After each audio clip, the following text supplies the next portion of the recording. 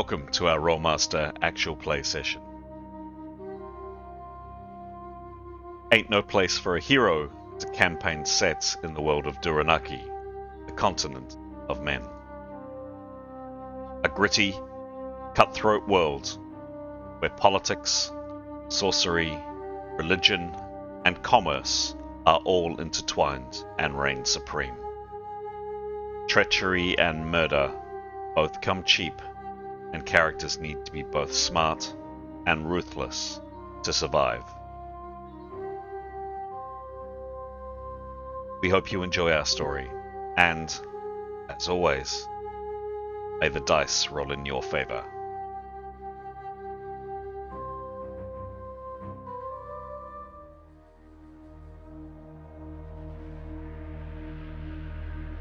This is episode 166 of Ain't No Place for a Hero. The party have decided to turn their attention back to the secrets of Tarak Nev, and now find themselves exploring the terrible Dead City. We rejoin our heroes mid-fight with semi-visible, horrific, shrieking shades. Hello and good evening. My name is Chris, and it is my great pleasure to welcome you to our story this evening. What are we doing? What are we playing? What story am I talking about? Well, the name of the story is up on screen. It's called Ain't No Place for a Hero, and it is a tabletop role-playing game that we are playing. The system that we use is an old system. It dates all the way back to the 1980s, and it is called Rolemaster. Check it out. Up on screen, the 8 very, very large party, unusually large for a role-playing game, party of 8 characters that will be in play, well, some at least, will be in play this evening. In a moment or so, we're going to head to a pre-recording a number of months back. We're currently, this recording is taking place in January 2026. Last November, as we usually do, we got together in person in Auckland, as we do once a year. And during that gathering in person, the team got the opportunity to record some questions and some Q&A, basically, about their characters, the faces up on the screen. We spend quite a bit of time on this channel delving into characters. We spend some more than other channels that I personally that I've come across.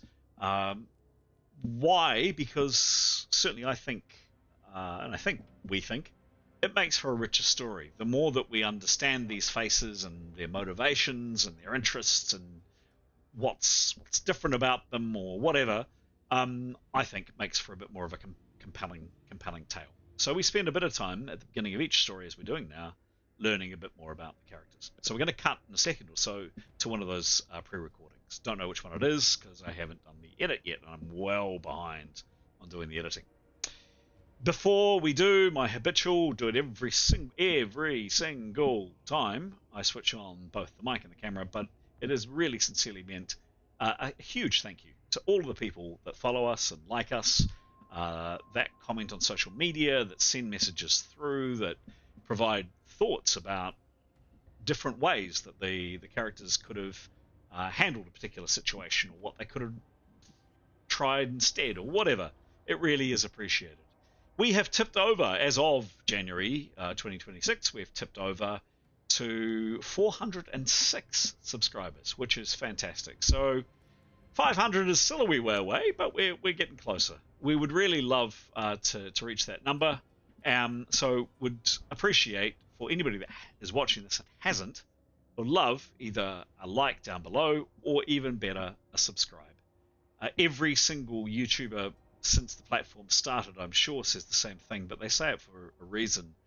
The more activity and the more interest on a particular channel, the more the famous algorithm bumps that up internally, and the more opportunity there are for people like you that are watching this video and this recording to come across it and to discover it for the first time.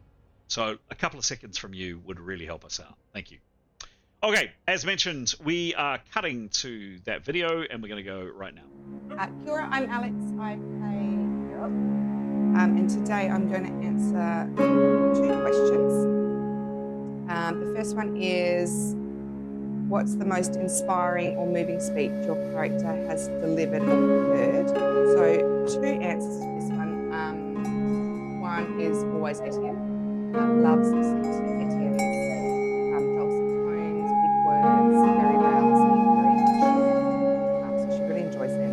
But she'd like to highlight her own rousing speech, and at a very contentious time where Marty has on a side quest to rescue Dormy, the sausage dog, which I know has come up previously and is a little bit of a sore point. But from memory, very good at best times, Keros actually talked the party into going off to save Dormy, who was a sausage dog and was in dire need of our help, and gave quite a rousing, sort of empowered speech about how we're going to digress from saving the world to saving the sausage. Yeah, that's closely in my mind. Next question is, what's the most extraordinary creature your character has seen or interacted with? Victory. We have had a myriad of interactions with all sorts of magical, mythical, good, bad, ugly creatures, but obviously, Victory is on the screen there. She's kind, she's thoughtful, she's comforting, she's astute, she's a valued member of the team. We often ask Victory feeling, what she looked like, is her hair up, how is she? She's a really good indicator for vibe in the room. We ask nothing of us. And she was probably a weakness of us too. Yeah, this is the chicken man. Anyway, so yeah, our world has been filled with incredible creatures, most of them not good, but yeah, the most magical. And I believe Keros has some questions. I do have some questions. Keros is a storm mage, and yes, certainly in our early adventures there was a lot of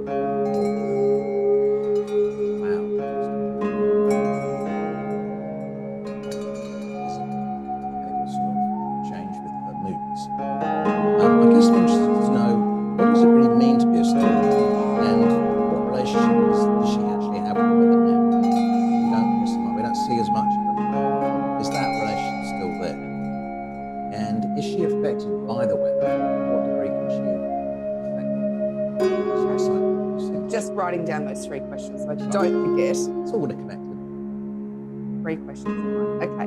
So, yes, when Patty first got together and Keros was quite pleasantly naive and young and perfect up, she did have her whistling, which was as a result of a tricky time during her graduate school, the Cloud Club, and it really was reflective of her mood. Would change somewhat as Keros aged. Now, we don't know why, perhaps, or perhaps it's because she's matured and she's definitely become more herself and she didn't need that. It's quite an emotional crowd. And we're not sure why. Those would be either object permanence that we've forgotten about the whistling, or we probably, more appropriate is we don't need the whistling anymore. What does it mean to be a storm mage? That was the question. What does it mean, the weather? How do you do that? Yeah, so she absolutely can, and she has a whole list of skills and learnings around how she can manipulate the weather. Hasn't really come into play a lot. She has found she's literally just quiet. However, the opportunity to change the weather, pull the weather in, have the weather impact scenarios, perhaps more lightning on the sky, for example, just one example. But she does have a range, and she I guess she would look forward to perhaps exploring the more and less combative situation. But could she make it sort of, if we were short of water, could she make it rain? And if we were hungry, could she make it rain? Make it rain. So I don't know if she could do the biblical plagues, but she can call the rain precipitation. She obviously can do the ice wall. So she has got a lot of tricks that we haven't explored yet, but probably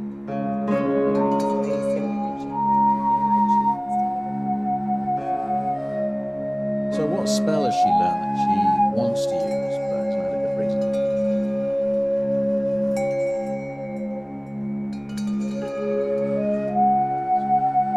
I do think she's very, we've used it once, so it has been used, but the pit is something that she's really keen to sort of get better at and be able to just to bang, do it and know when to do it intuitively rather than have to go, if I do this. And that's I think we used to calling green babies, just dropping, your foe into the ground, which I think is definitely often all of the myriad of lists of spells. That's why she has them written down. But yeah, definitely. Yeah. Good. We hear a little bit about the Cloud Club. Former School of Magic. Not clear on the association right now. Does she feel she could call on their help? Would she want to? And what assistance could they give? Yeah. Well, she would be in two minds about it. She had a sort of an unceremonious end to her membership, and has along the way of the journey with the party found out some quite disappointing news about someone who paid her and was meant to be her friend. She could call on the majority of former committee members, I'm sure. Would she want to?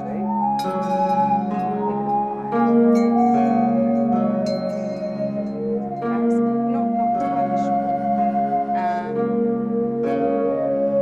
What they assist with? Look, probably not where we're at now, perhaps earlier on. It's quite elementary and it is public school. And it's certainly not the level of skill that we have in our But I mean, if you need, rain, or we could maybe set up some stalls where you could just come along and try a few spells, and have a new practice, a bit like a spell fair. I mean, you're happy to do that. We'll try that then. It's a lack of faith, so it's adventure, I have to say. All right. Not a lot of time for hobbies. No, really disappointing. it's a bit of oversight. Thank you very much. It was very interesting. Thanks so much. Take care of us. There we go. Hope you enjoyed that. We always get a blast when we get together in person. It's always fun. We enjoy gaming online, as we're doing tonight, but there's nothing like actually rolling dice in person. So look, as well as the video that that little short clip that you've just watched, each evening, or each session, I should say, we usually start off, as we're about to in a second or so, with some questions, which I sent out earlier in the week. And again, that's just to kind of tease out a little bit more about the characters. And tonight, we're starting with Graham. Graham, the microphone is all yours. I play two characters. First of whom is Neathanol. There she is, trying to get off the floor. I'm going to ask the question Pete posed, actually. How has your character changed since joining the party? Enormously, actually, in her case, because she had, when she met the rest of the party, she had fled her city that she would call home. And basically a lot of her friends had been killed, her lover had been killed, and so she had to get the hell out of Dodge as quickly as possible. So she was running scared. By the same token, she was extremely self-reliant as a person generally. I mean, she reflects a lot of the spells she's got, self-healing. She has a bit of magic, bit of stealth, bit of fighting. She's kind of quite a self-contained unit in many ways, and so I guess the biggest way she's changed is the fact that she has joined and enjoyed companionship with a group that very different to her, and with lots of different motivations within that group. A lot of very different people have brought together, and she's enjoyed fitting into that matrix of skills and strengths and weaknesses to make something that's a little bit bigger, and she can't quite believe she is where she is doing what she's doing. Obviously, the biggest change is that as a party, we have a very strong sense of what we're about and what we have to do, as we've decided to embark on a very, very long mission that has become extremely important. And so for her own, she has moved from her own kind of base desires in basically bumping off anyone she didn't like the look of to something a lot grander, and that's a massive sort of change of outlook. As to whether she'll be the same person at the end of it and go back to who she was before, don't know, but a massive change anyway. To ask this same question of the other character I'm playing, Etienne, similar in a sense that usually he kind of acts alone. He's used to being sent on missions on behalf of his deity.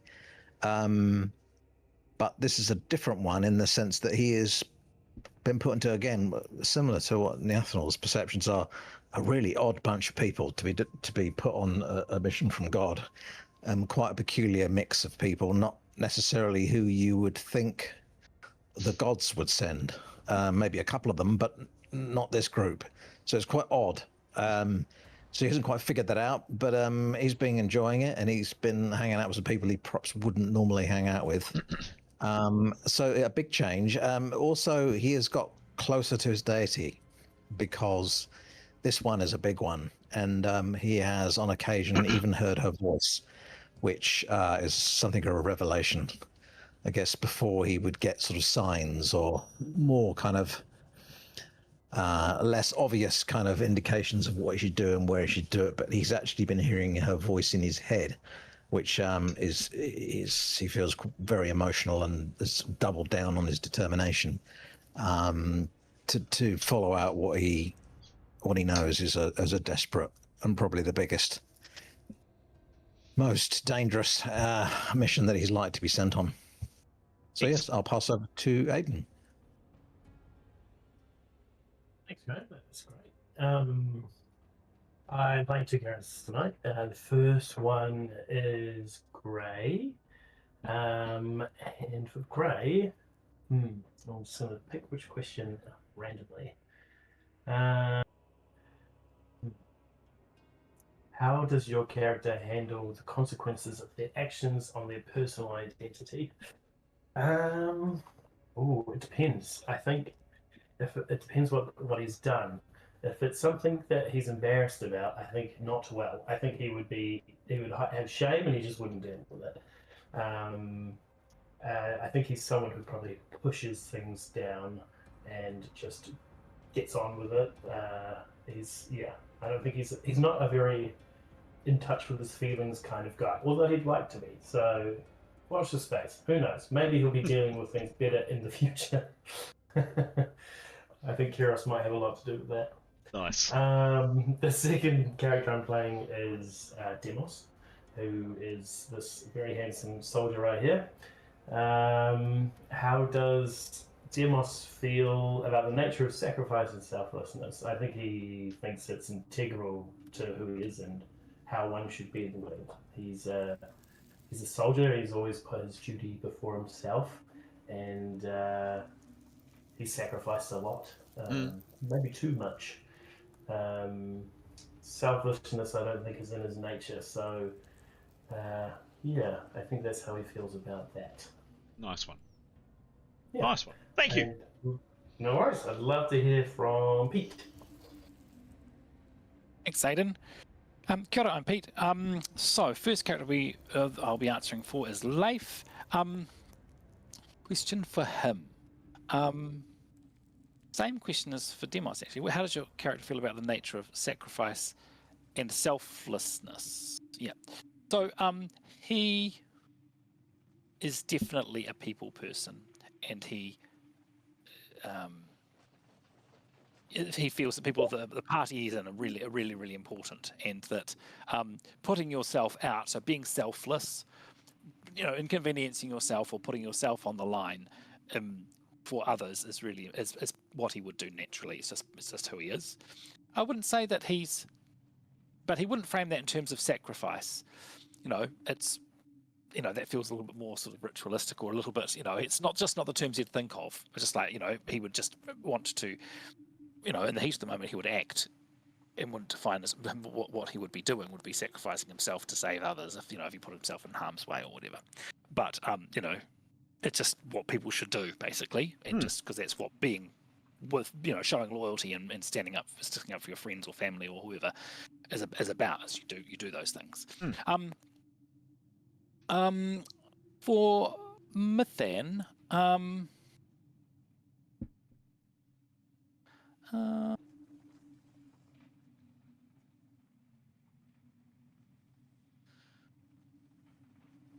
what's the most valuable or significant piece of magical knowledge your character has learned? This is quite a practical question for her. The spell that she casts the most is the healing spell. Where she heals 3 to 30 hits. It's a 4th level spell. Just so invaluable. It's a shame it's not the sort of the best. There's lay healers who've got one where they can just concentrate and they heal a hit every round, which is a better. But then again, she gets to use up her power points and to cast multiple 4th level spells instead of just one to heal, so more XP, I guess, at the end of the day. But yeah, really, those healing spells she's got are, I think, really useful for the party. Nice one. Yeah, another character I'll be playing tonight is Tarquin. I'm not sure exactly how to answer for him, but I think, how does your character feel about the nature of sacrifice or selflessness? He has certainly, in his time with our party, he has acted for the good of the whole party on a number of occasions. I would say that, and I can't really speak to I don't know Tarquin that well, and Giles is, and he's quite a complex character, I think. So I don't want to commit to any answer specifically for him. But I would say that I think he would always put himself first. However, so he might be selfless when it suits him, or he might be able to put himself out when it suits him for the rest of the party. But ultimately, he's always going to put him. So I think he would put himself first. Nice, excellent. Great job, one and all. There is one last character, and that is Alex's character, Keros. Alex had definitely wanted to be joining us tonight, but perhaps somewhat appropriately, because Alex is a weather mage, the elements have actually prevented Alex from joining us this evening. So, unfortunately, I don't think Alex will be... she might join a bit later, perhaps. In terms, we didn't discuss this actually off camera. Quite sure how we're going to play Keros for because both Giles and Alex aren't here. Thoughts, gents? Of Pete, you're up to 3 characters. But Leif's out. And Leif's out. Right. True. I'm happy to help out with Keros if needed. I just don't have his sheets. Okay. Thank you. What's easier? Is that? Well, do we want to do a consensus? Yeah, let's do a consensus. All right, I'll send through her sheets now, Aidan. So you've got them. But yes, Thanks. maybe a consensus. Just one second, coming into Gray's channel. I've got Keros level 10 as well, just so you know. Cool. Just in case something occurs to Aidan, looking at her stuff. All right. Right, 1 second. We should have done this off camera. Pardon the admin Happy viewers and happy listeners. Go level 10 and Keros level 10 coming into your grey channel. Aiden writes now. Okay, excellent. So, great introduction as always, guys. I say it regularly, but I always learn something. Oops, that's Gray's channel. I always learn something when I hear you speak, and this is enjoy all the parts of our game when we get together, but this is a particularly favourite part of mine. So thank you for sharing that.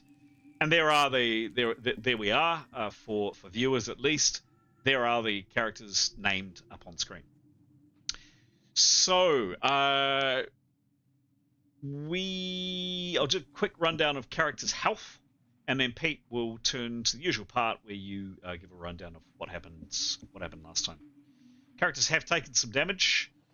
Gray, you are on 80 of your precious hit points out of your normal 125. You are otherwise uninjured.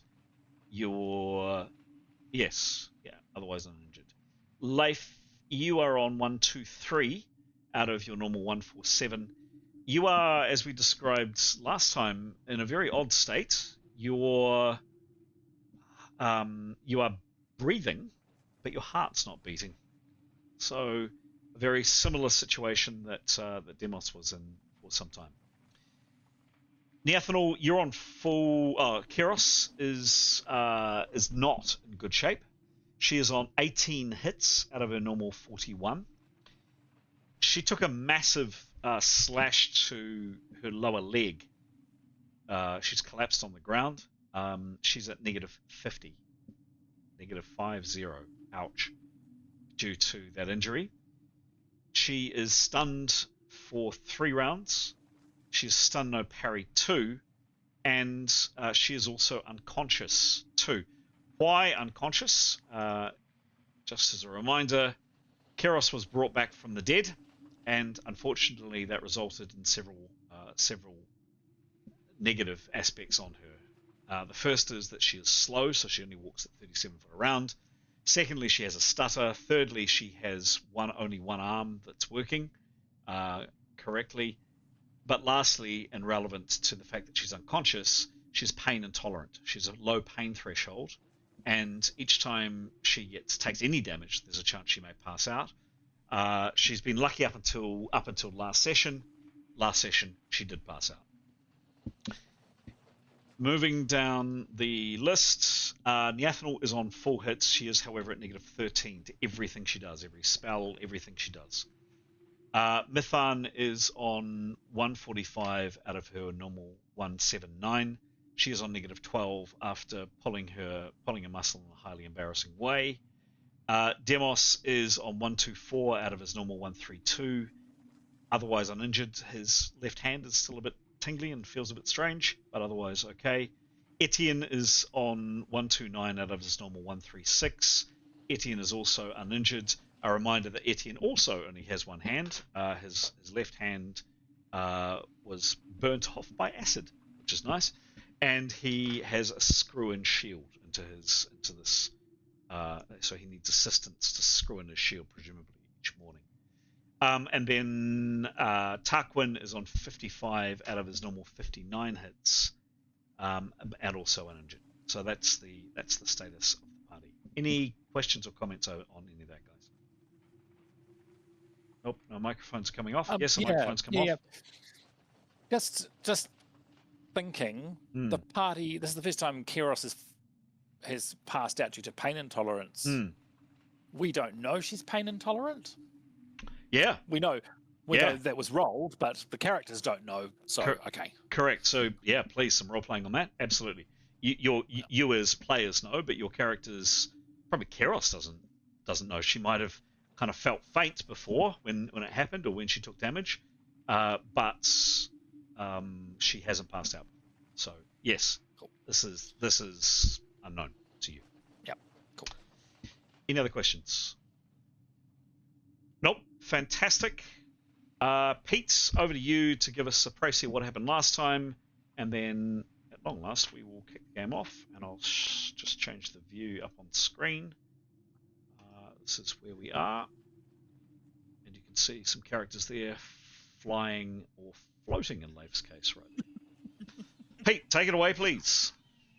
Cool, thank you. We are in Tarak Nev, City of the Dead. We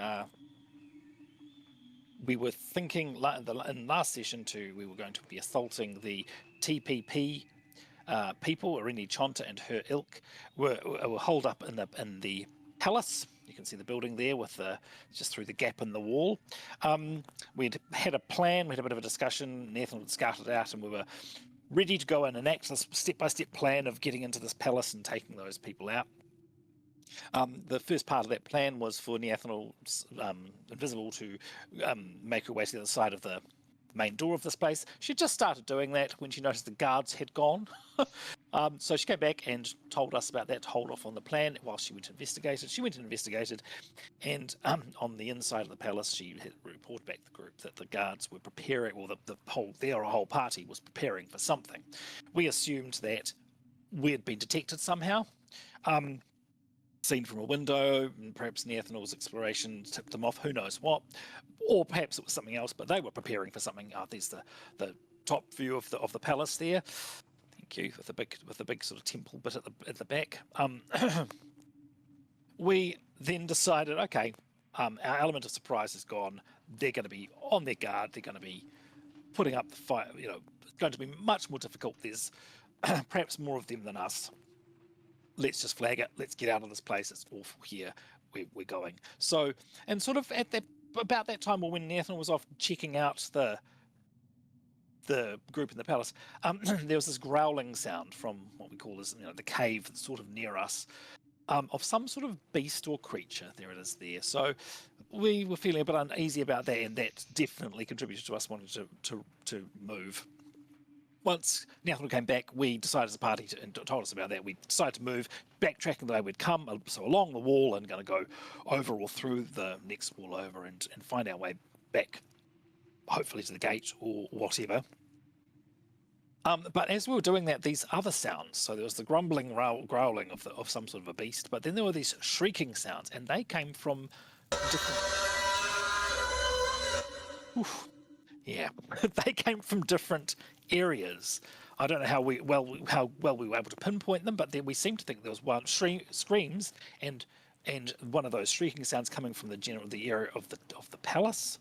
Hopefully they're under attack, and some in different areas. And perhaps we can clarify exactly where we heard them from, GM, once I finish doing my talk. If we could indeed pinpoint them, not sure. So that was a bit off-putting. So we decided to hunker down in these trees while Neathanel went and investigated the palace and seeing if things were happening there. But a shriek came from really close to us, and Kiros was attacked. And as just mentioned, and sort of failed her pain resistance roll and has collapsed, but she's badly slashed. We had difficulty seeing what attacked her, but Gray managed to spot it and shot his crossbow, which tipped other people off to sort of the direction to look. Tarquin sort of maybe half spotted something, but decided perhaps by throwing some of the ash from the ground in that general area, he might be able to sort of reveal what was there, and that worked. It was a very lucky throw, and it covered it in ash. So then Mythan and Demos were able to both attack, and there it is there, this shrieking thing that we think it's the shrieking thing, but it certainly had clawed. We believe it's the thing that had clawed Kiros. So I believe we're up to just where the end of the round where Demos stuck his spear through its head, and it's evaporated. Perfect. Thank you, Pete. That was very well narrated, as per usual. I will go through what you heard, and also just quickly where characters are. Neathanel had been about 2 or 3 rounds out. She was traveling over in this direction. She's approximately a round away, 75 foot away from the rest of the team. She's invisible. You have cast a float spell on Leif to move Leif. Leif is attached by a rope, hopefully a well-tied one, a rope to Etienne, and is literally floating along like a balloon. We've referred to balloons several times in this game, and that's Leif right there floating along in the air. The other person that's flying is Vana. Vana was someone you found. She's told you that she was working for the group of people that are inside that palace that you've just described. She's told you that she's sick and tired of the whole place and wants to go home, basically. In terms of, to answer your question, Pete, wasn't really a perception roll available. It kind of just happened, but you heard one very large shriek right next to you. One over. I'm going to do this and say one over, kind of here. Could be around, anywhere here. Who knows? But more than one, either one or perhaps two, maybe even three. You're not sure. It kind of all happened quite fast, and maybe they all meld into one. But you're thinking, certainly in that area, and the fact that there was kind of an echo to them, perhaps there was some stone involved, and you have made a guess that it could be. It's certainly in the direction of the palace, no doubt about that. And then quite easily, you all heard it, muffled, distant, certainly, but a human scream of either pain or shock or fright or whatever, and the sound of weapons as well.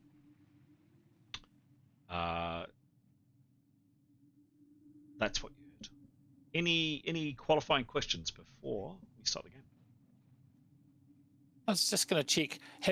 How much noise have we made? Actually, hang on. Weapons. Would you have heard weapons? You probably wouldn't have heard weapons, but you definitely heard people shouting and screaming. No weapons, actually. Okay. For you, arguably Keros cried out, but and a number of you yelled or told people where this thing is, but you haven't been screaming at the top of your voice. My sense is you've been relatively quiet. Cool. Thank you, because I think the group's aware that we are wanting to remain undetected. Mm-hmm. So, yeah. Right. Sorry. One last question. We'd heard that initial growling sound. We know more of that. Yeah, I mean, you'd heard it from somewhere there. You'd also, and then it kind of changed. You thought it was maybe here or maybe here as well. You don't know. Cool. Thank you. Yep. Any last questions? Nope. Let's start the game.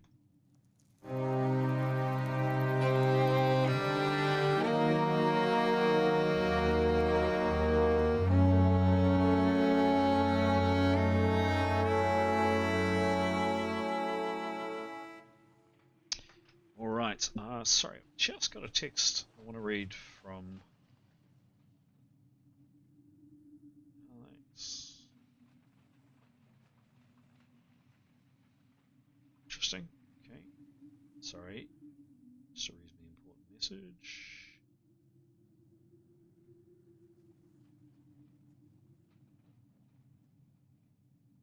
Okay. All right. Sorry about that. Just checking on Alex's status. It's an interesting message she sent us all. Sandbags en route. Goodness. What was I saying about the elements? Okay, we are going straight into rounds.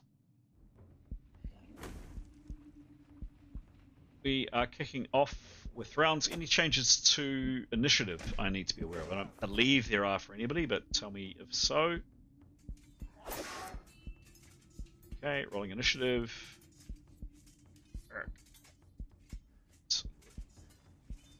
Too big. Where can I put that? That's not going to get in the way.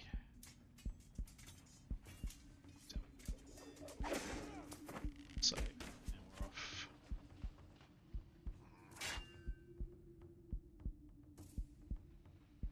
And I have just lost sight of you guys. No, I haven't. There we go. Okay. Sorry for that slight delay, guys. Just checking a few things. Neathanol, you are first to act. What do you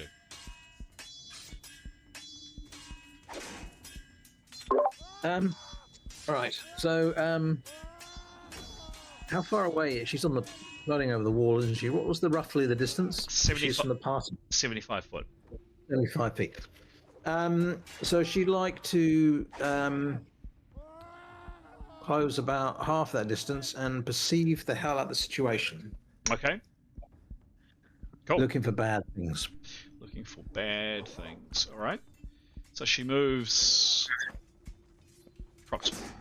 Oops. Let me just do that and do that.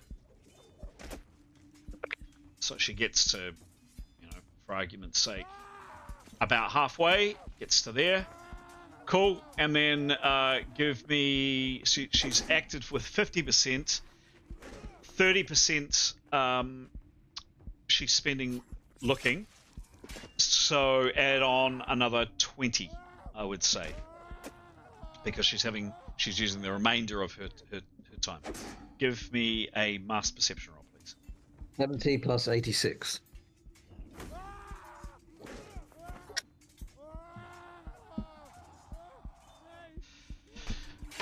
There's my calculator. Okay.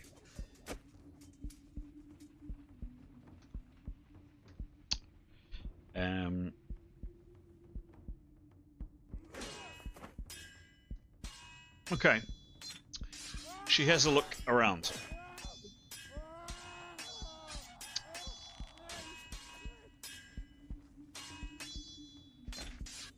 Okay, a little bit of information coming into your chat now.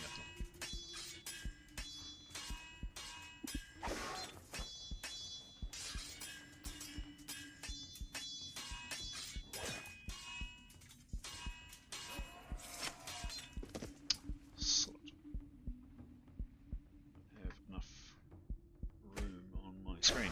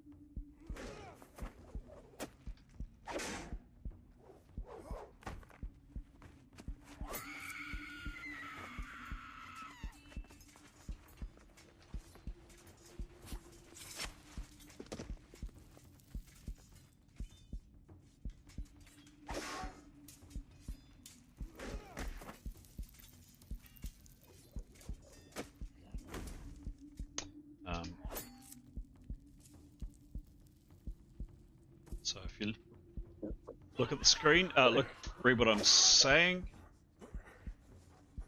So, hang on. Okay, let's just come through. Okay. So hang on. First, from me. First, read the message. Oh, yep. Okay. First, and then second. Okay, that is her turn. She gets 3 words. I thought you said I had a little bit of extra percentage. No. 50 and 80, wasn't it? Yep. 50 and 30. Yep. But you said you used. Remember, I said you got 20, which is you using the remainder of your 50% to have a really good. Your description was she has a really good look around. If you don't use if you use more than your 30%, you get a bonus, and I gave you a plus 20 bonus to have a really good look around.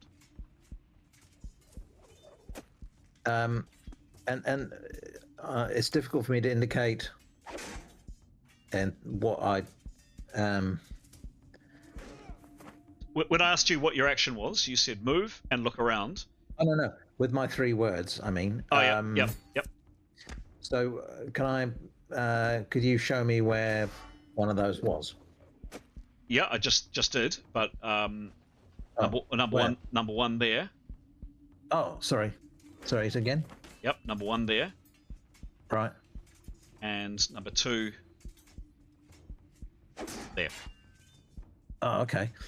All right. Darkness above heads. Okay. Cool. Lovely. Thank you. Next to act is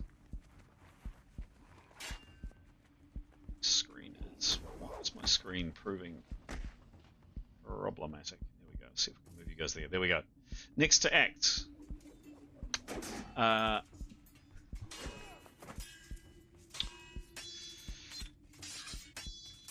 Close to you, which would encompass all of you, there is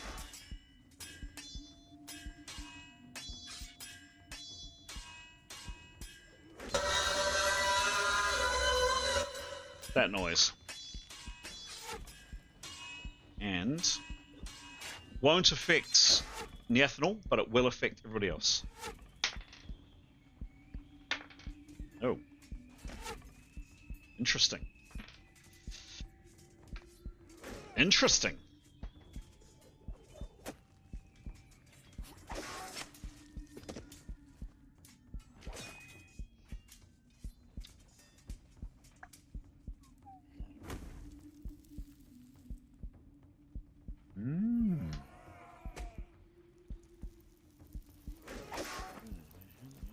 Okay, so we're going to go round and round the mulberry bush, but we're going to do this really fast because even though this was utterly bone-chilling, even though this was utterly terrible to hear and just awful to experience, for some reason it just wasn't as intense, it wasn't as nasty. I'd like you all please to roll. I'll go around the characters in a second. What's the lowest level character? I think it's 8, isn't it? Is that right? That sounds about right. Yeah, sorry. Yep, 8th, I think. Cool. So oh, hang on. 9th. Yeah, general seconds level 8. Yep. So, the really good news is you realistically, with that attack roll, I'm only interested in fumbles. So only if you roll, if any of your characters in this area roll a 1, 2, 3, 4, 5, let me know. Otherwise, we'll move on.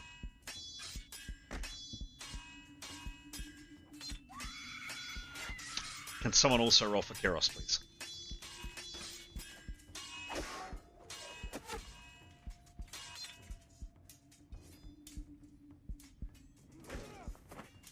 No fumbles from Leif, Mathan, Tarquin. Cool. Yep. No fumbles from Grey, Demos, or Keros. Cool. And Etienne, please. Yeah, he's good. He's good. Cool. And nothing from Keros either. Someone said. Is that right?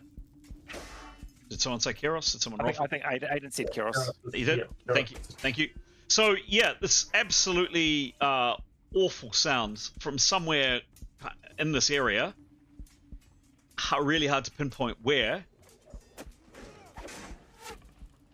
All of you managed to basically steal your courage, and you're not affected. Awful sound, but you're unaffected.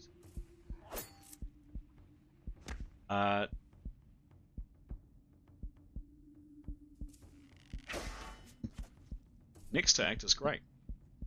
The last action, Grey, was to fire your crossbow. So he knows. I'm guessing he's noticed that first creature has died. Oh god, yes. No, you saw Demos come up and stick his spear through its head. Yeah, for sure. Yeah. Would he be aware about the fact that his bow has no damage on these creatures? Do they understand that magical weapons have to be used? It's a I rare. would say by now, probably, right? Because we've been Yeah. fighting undead for a long time and complaining we didn't have enough magical weapons. Yeah, yeah. Yeah, but it's an interesting point, right? I mean, where do you go? It was just a bad shot versus.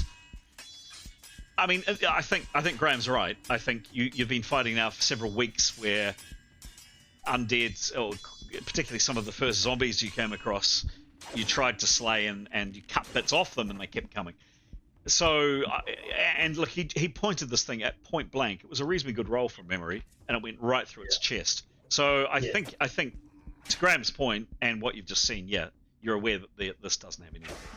Okay, well, he's gonna, because he can hear there's one close or around, so I think he would drop his bow, knowing that it's not Cool. gonna work. That's a 0% action. Yes. So he changes to his axe. 20% action to change to his axe. What does he do with the remaining 80? And then I guess I think he was stepping closer to Keros last time. I think he would like to go to where Keros is now. Yeah, sure. Yep. So Keros is over here. And just to check on him. Okay. So that's a distance of nothing, 19 foot. So you can move over there and bend down, and you can begin this round to bend down and start to check on it. Yep, perfect. Cool.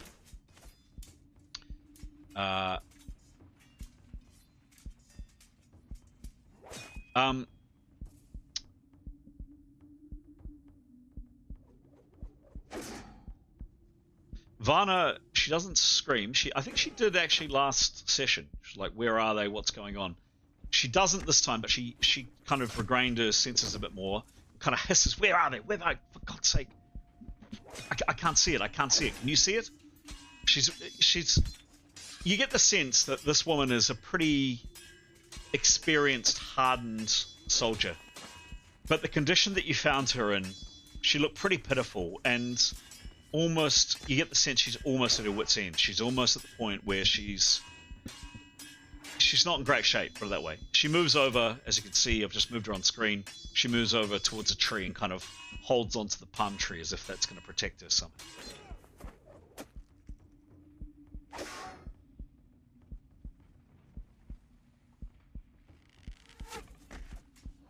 Next to act is Mython. Mythan's. So she's seen Grey go to Keros. Yes. Well, she's seen Grey go past her. You don't know she's gone to Keros. Okay, well, she'll look to Keros because I believe she definitely saw Keros go down because she was over moved. here. That's right. Yeah, yep. So she'll want to look at Keros because she's wanting to go and investigate her. Okay. I hope that doesn't need a perception roll to see that Grey's making his way to her. No, so God, no. Yep. So she'll say to him, Yep. Tell me if she's bleeding. Yep. Because her intention would be, so he can't this round, but he's expecting next round that he'll say if she's bleeding or not. Yep. Because she would then want to go and heal her. But for the rest of this round, she would like to, because Grey's looking after Keros, she would want to do a perception. Mm-hmm. She'd like to do a 70. I think. Yeah, 100% perception. She's heard Nathanel say there's a black thing or a shadow over our heads, so she's going to be not looking just straight ahead, looking up as well. Okay. And she's thinking to be looking mostly in the direction we heard the other scream from. So where the camera is looking from now, so all round, in other words. All round, but also where we heard that other shriek from, because okay. All round. She's using 100%. Well, make it 95. She wants to be able to make it 90%. So she wants to describe if she sees something. Sure. Yeah. Cool. So, again, with this, we just played at this round. You get you get more time to look, so you get a bonus for looking, as Graham's character did. Give me a master roll, please, Pete. That's a 48. Cool, it's Mass. And what's her perception, please? 88. And she is saving 10% to say something, She's already Yes, set correct. something to grey. She's perceiving for 30, so that's 40%. So she gets plus 60 to this roll. Is that correct? Yep. That Yep, sounds that sounds good. cool. Okay. A little bit of information coming into your channel. Nathan.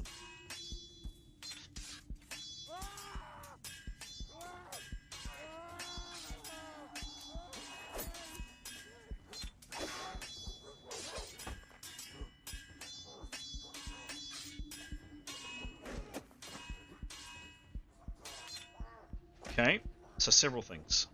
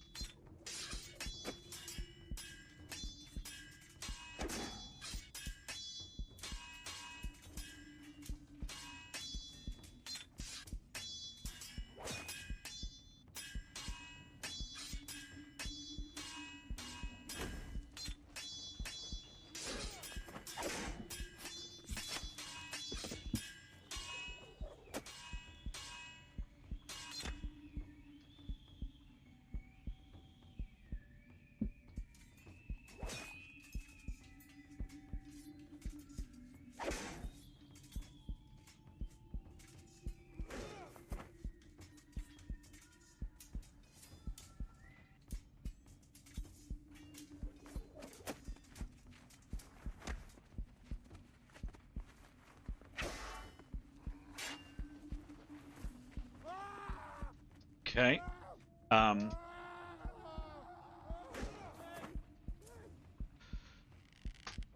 Pete's on the very last point here. That's So- to our left, isn't it? Sorry. Yes, got it. Okay. Yep. Yep. Okay, thank you. That's the last point is over there. Yep.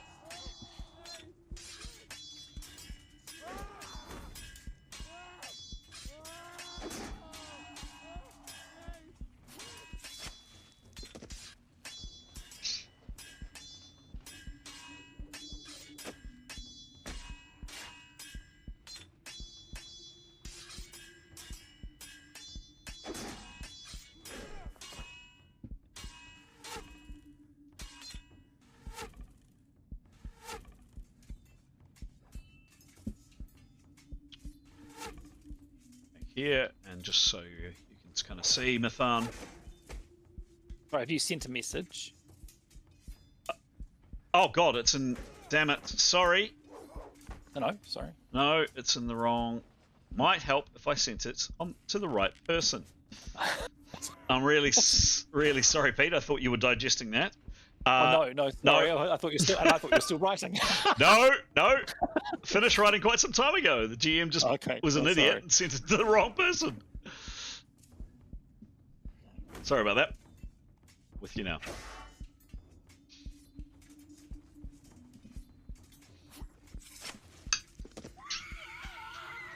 Right.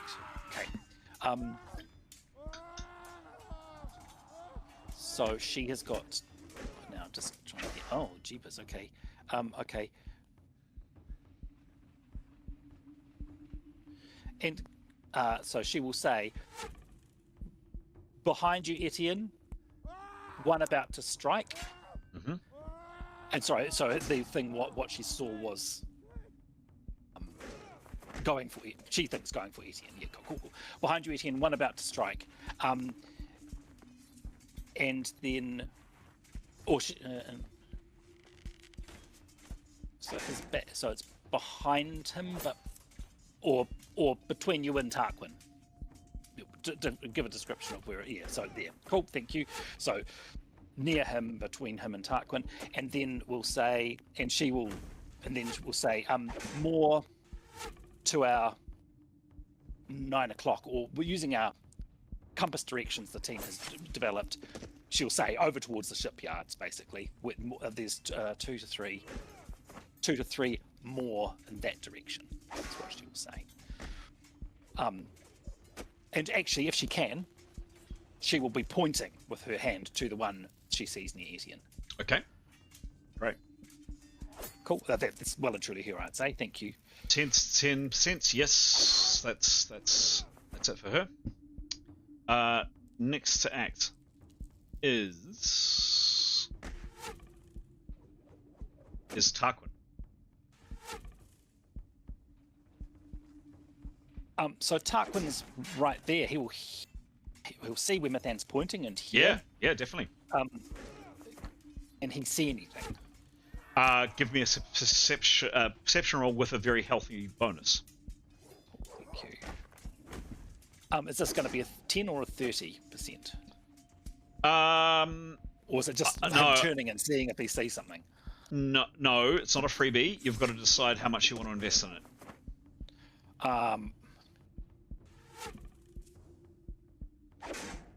Yeah, 10%, please. 10%, sure. So this is negative 20 to the roll. Give me a roll, please. Yeah, he rolled a 19. Okay, it could be very good. It could be very bad. Plus his perception, and I do have this from memory, it's 105. Yep. But I will give you a very healthy bonus because, Mithan, you have pointed. Absolutely. Cool. Thank you. Yeah, without a doubt, Tarquin. Well, not without a doubt, but hard to see. Not clearly impossible to see, but certainly hard to see. Yeah, one of these is moving up behind Etienne quite rapidly and looks as if it's about to slash at him with its claws. What do you do, Tuck? Oh, he's used 90%. So he's used 10%. He's got 90%. Correct. You would, if you wanted to attack, you would get a flank. He would like to attack. He has got a magical dagger, which is half of his short sword skill, I think. Yes, half a short sword skill. That's right. Okay, cool. I'll just do my little maths here. There, okay.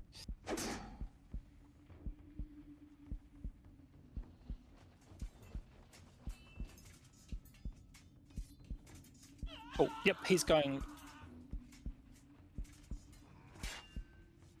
For what it's worth. Yep, he's going to attack it. Yep. What's skill, please, with the dagger? And he's gonna leave 30% to parry. He's attacking with 26, so that's 70% of half. Okay, cool. And as I said, you get a flank. Make it a roll. Make it a good one.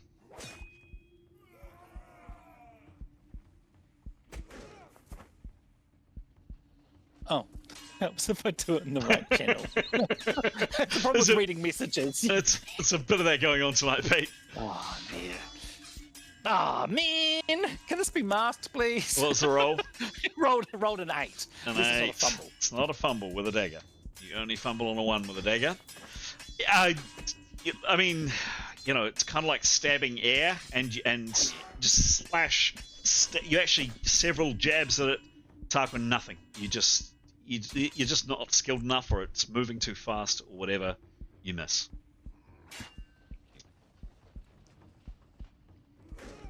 Next to act is Etienne Gilderflower.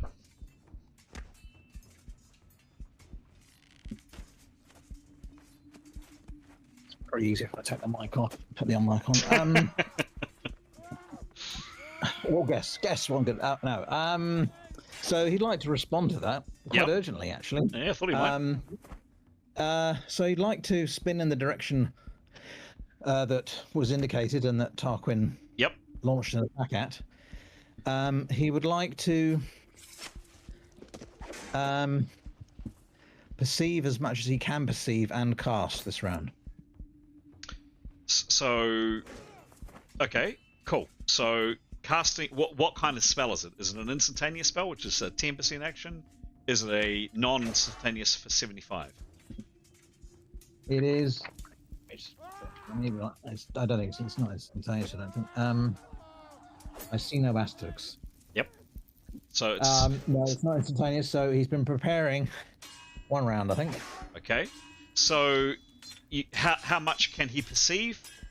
He can perceive 10%. It's a glance, and that's at negative 20.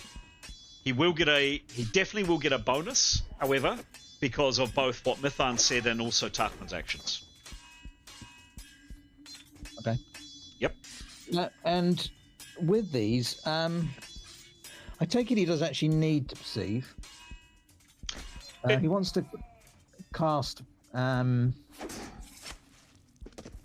sort of hang on, where is it? If you're casting at a target, you need to be well. If it's a spell that requires you to see the target, then yeah, you need to see the target. If it's something like something that perhaps you may not.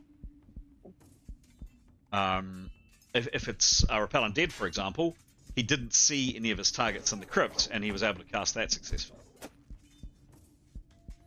Right. So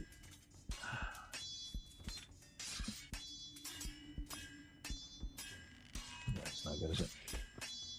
Oh well, let's see how he goes. So he's perceiving first, I'm assuming. Yes, he'll have to. Cool. Give me a roll. 20. It is must. I'm Okay. hoping it would be. And what's his skill? Brilliant. 38. Okay. Minus 20 because of its snap. Minus that because they're hard to see. But a decent chunk because you have been indicated by your companions.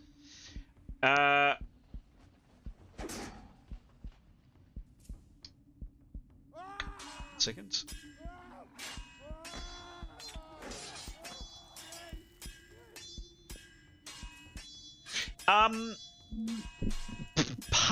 You don't see the creature per se, but there is a shifting mass. You just catch a glimpse, a shifting mass of gas or vapor or something which is kind of darker than the surrounding area. You're assuming that that's your target. You see at least that. Okay. Can I transcend, baby? You can certainly try. Give me a roll. 42. Plus. A lot. 91. 91. You are absolutely fine on that. The spell, please. A negative 13. Damn, because you're meant to be doing negative 13s. You should have got negative 13 to your perception. Please, please, please, please, can you help me to remember it really is not just the GM's job. Give me a roll on the spell, please. 64. Yep. 64 minus 13. Oh, no, sorry, that's Neathanol. It's Neathanol that's I was just going to ask what that was for. Yeah, no, I apologise. Totally take that back. Bad GM. Naughty. Bad. Get back in your box. But we should have rolled the negative 13 on Neathanol, and we didn't. But no, you're absolutely right. So what was the roll? 64 plus... plus what, sorry? Plus. Yep. What would he get a plus for? Sorry, that would only be if he has. How long is he prepared for? Oh, sorry, prepared for 1 round. Oh, for 1 round, negative 15. Yeah. Okay. And it depends what kind of spell it is. I don't know what kind of spell it is. If it's offensive, you might get range. You might get other things. All right, sorry. Let me just read it out, actually. Yep. Banish demon. Banishes target one type demon from the plane of existence for the duration of the spell. Yep. Cool. And it's for 1 month per level. That should cover it. Yep.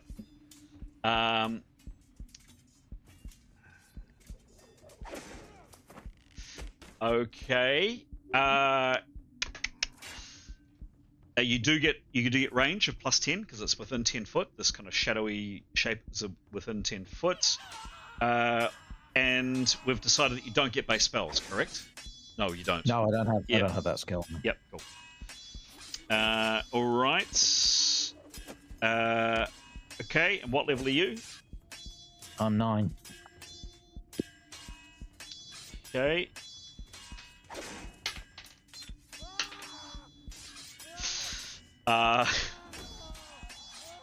Okay. You cast the spell. The spell definitely goes off. The shifting shape in front of you is still there. Bugger. Well, it was a good shot. Was a good shot. Was a good shot. Last to act this round is Demos.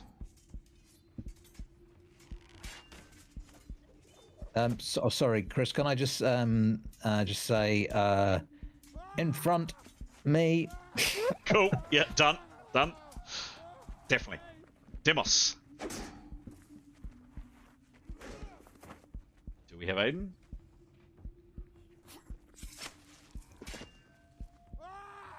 Is Aiden AFK? Oh no, he's there. No, mute's going on and off, but no, can't hear him. Ah, damn it. Maybe internet connection. He did say.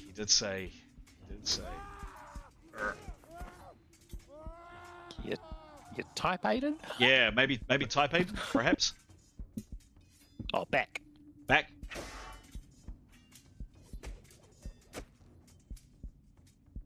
Sorry.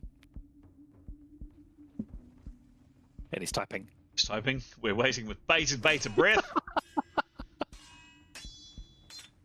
Not sure. Not sure why I can't. Oh. Says not sure why I can't speak. And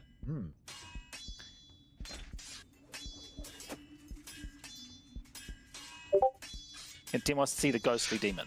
Again, he'd have to roll a perception roll. He would get a hefty bonus as everybody else has been getting. However, Aiden.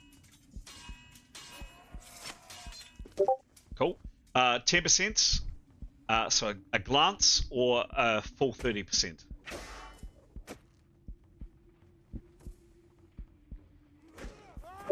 Twen 20%. Cool. Give me. What? No, 30%. What?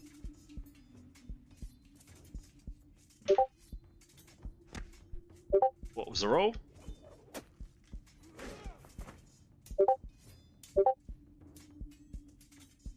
Roll of 78. Thanks, Pete. And he's confirmed 30%. 30%, thank you. 30%, cool. 30%, cool. Yeah, you just had me pushing my own sanity there for a second. 78 is a good roll. It is unfortunately masked. Cool. What is Demos's perception, please?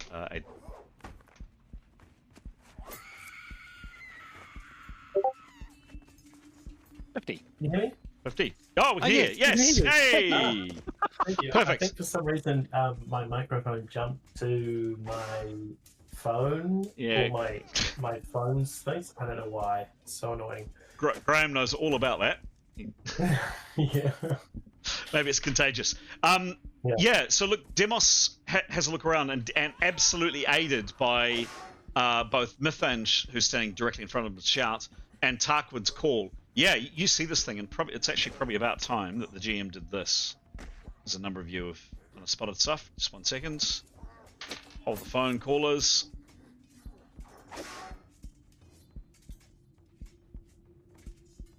Actually, got a question, Chris. Yep.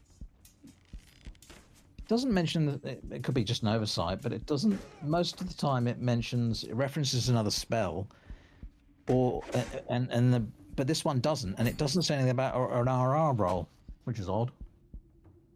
Oh, it would definitely be an RR roll. Anything, absolutely. If it's an F spell or a force spell, it's definitely an RR roll. If it's it's just unusual. It doesn't mention it. That's all right. No, it does. Unfortunately, Rolemaster is delightful in such ways. Absolutely, Demos. Aided by Tarquin's ineffectual swing with his dagger. Tarquin would have moved up a bit. And Etienne, you can see right behind, right through there's this critter. Okay.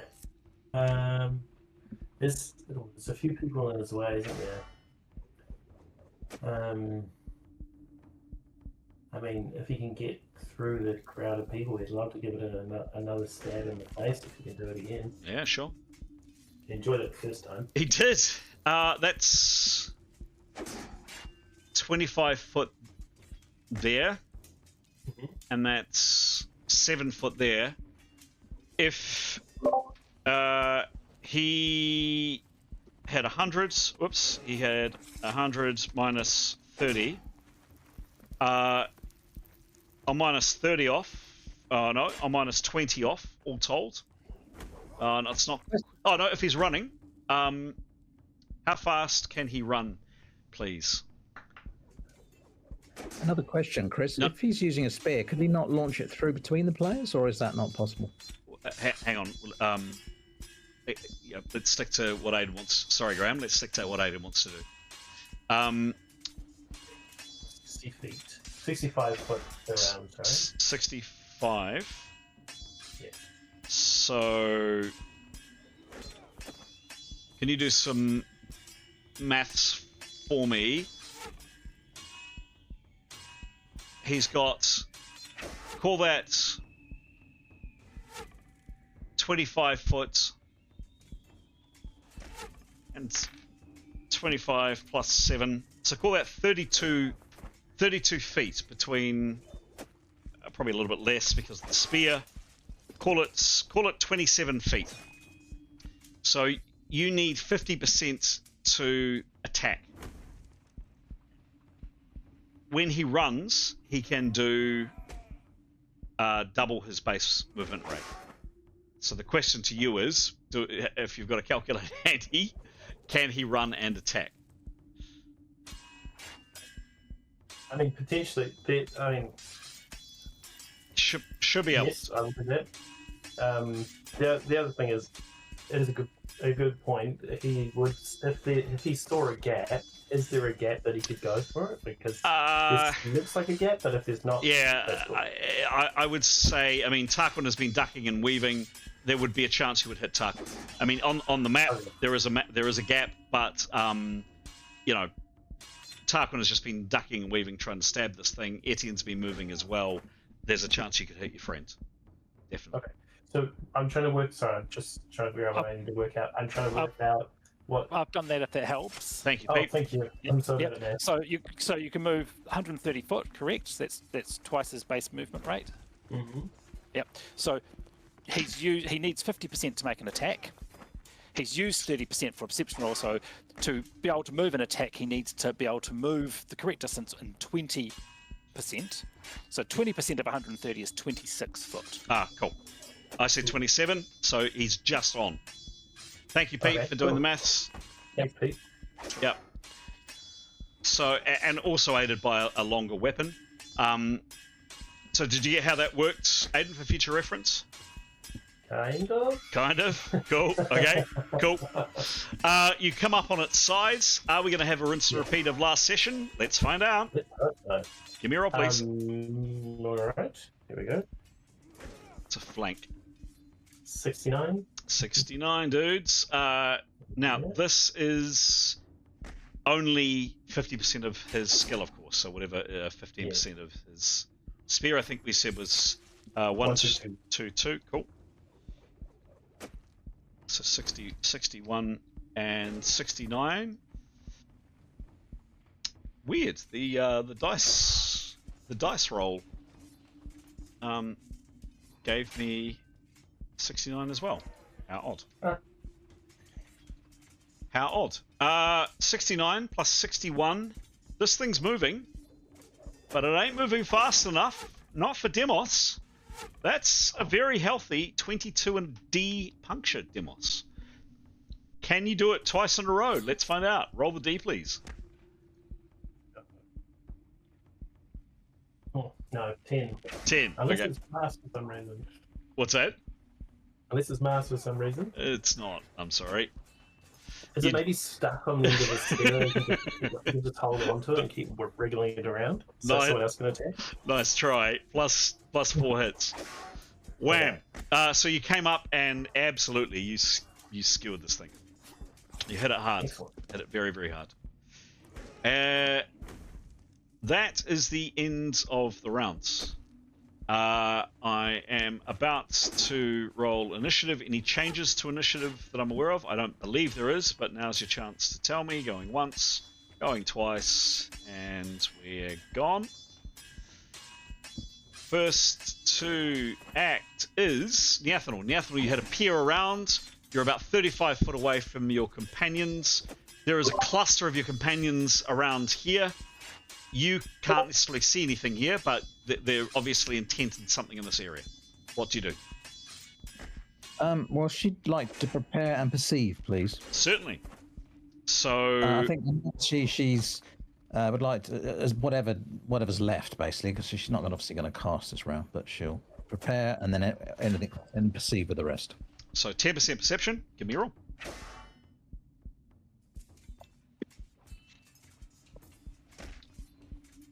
$36. 36. Could be really good. And her bonus, please. Is 86. Okay.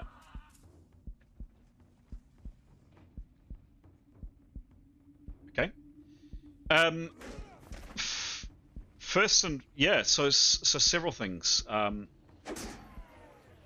Firstly, you definitely see this figure, no doubt about it. It's got its back to you. It's standing there, and you can see it. Tarquin's on it. Demos has just stuck it with his spear. You just saw that happen, and Etienne, it's standing right by Etienne as well. Further down here, you see the following. I am going to actually type this into your channel.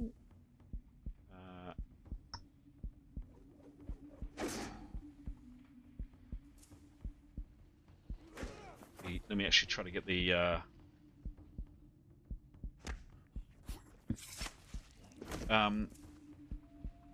yes, I've actually got the right channel for a change.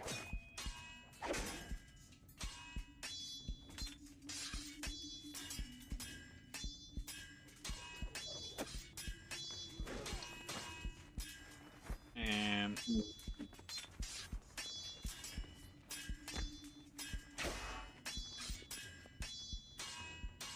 just coming, Nephil.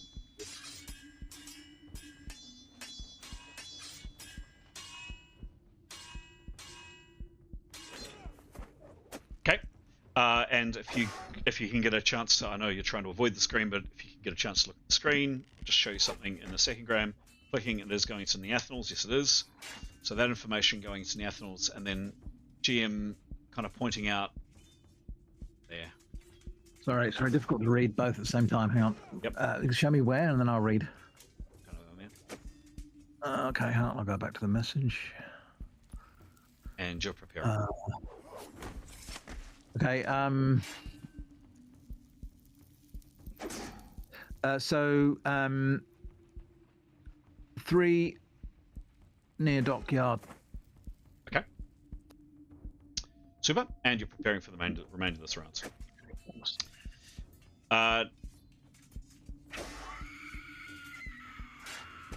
This dark, horrible shape in front of you suddenly looms large, Etienne, and you do see, to your horror, this clawed hand coming at you at pace.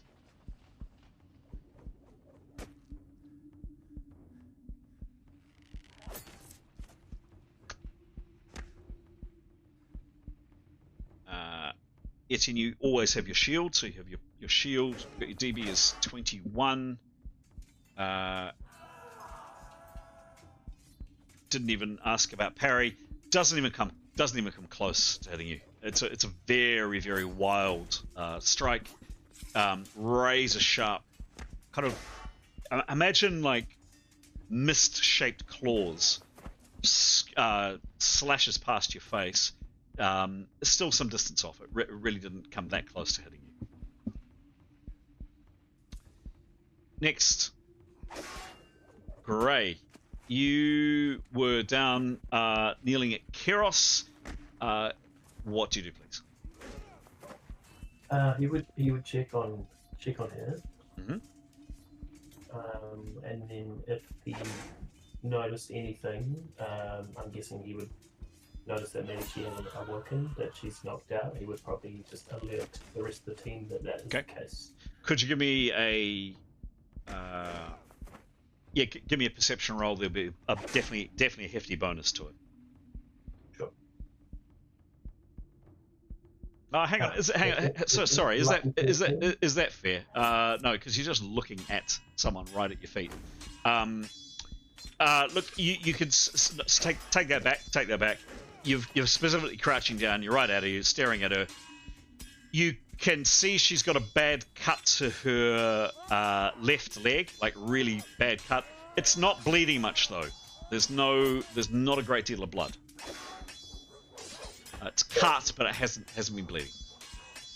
Okay, I think he would still relay. Kiros has been cut. She's unconscious. Cool. And then I think he would want to kind of put some kind of fabric. Maybe he rips what little bit of clothing he has, and maybe wraps some around her leg. Okay. Do you have first aid? Ooh. How many of it's him or them? I mean, you can certainly just wrap it around your leg if you wish, but yeah, I think he would probably just do that. He would do the best of his ability. He knows how to look after animals. I'm sure he knows how to translate into looking after a person. So he would use that knowledge just to wrap it around the wound to kind of stem the blood flow. Okay, so technically that there isn't actually any blood flow. Technically that would be a skill roll, but we'll just say he puts. Yep, you tie some bandages around. And that takes up probably a round. You tearing off some cloth, and then tying it up is another round. So this round and next round, you occupy doing that. Okay. The next to act is how the hell did I used to play this game, Pete, without the software? I just don't know.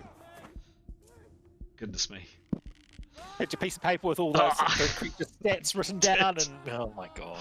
How do I keep track of initiative? I just can't. I can't remember. Okay. Varna doesn't do a lot. She's just holding onto a tree.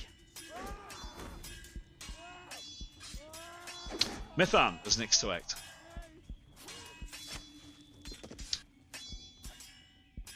She wants to run around and thump that thing from the back. Sure. So, calculations, Pete. A rinse and repeat of what you kindly did for Demos. Distance, it's about 21 foot there. And then from there is about 12. So, right. So 21 and 12? Yep, 33. 33. So, what am I doing? My calculus not working. That's 20% of her movement. Great, cool. So she. So running. Yeah, I so love it when characters, when players do this. Thank you, Pete. Just great. Thank you. Make a rear attack with 80%, please. Please, and and I'm calculating. Oh, you've got the negative 12. I do. Yes. I'm calculating the negative. Yeah, times 0.8. So I should be attacking with 83. Okay, great. Thank you. Oh man, can that not be a crit roll? 66. 66 was the roll.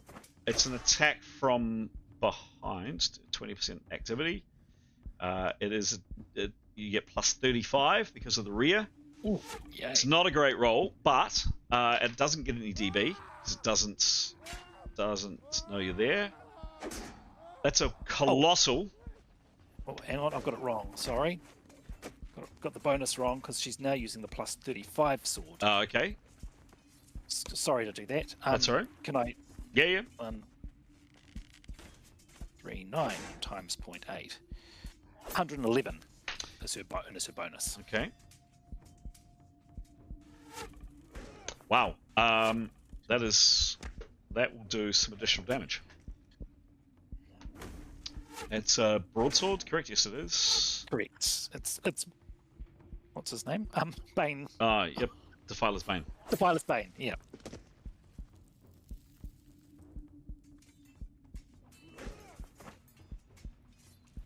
Okay. Cool. You do 36 hits. And do you do an extra critical? You do. You do an E and an A. Right. Rolling the E first, please.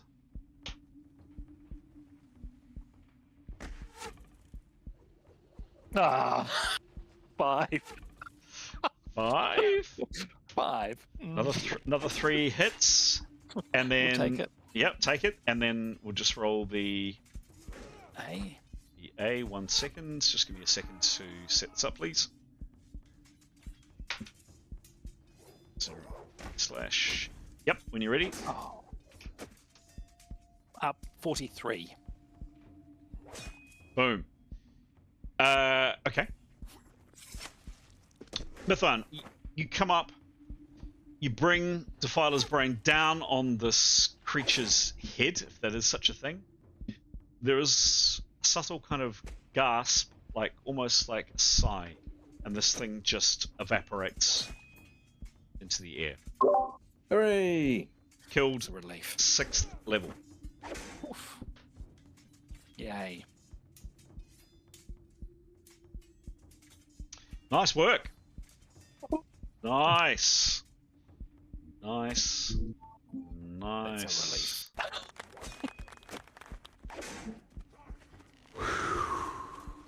Yep, that's the one. That's the one indeed. There we go. All right. That was Mithan's turn. Can she just say, "There's more coming"? Okay. Yeah.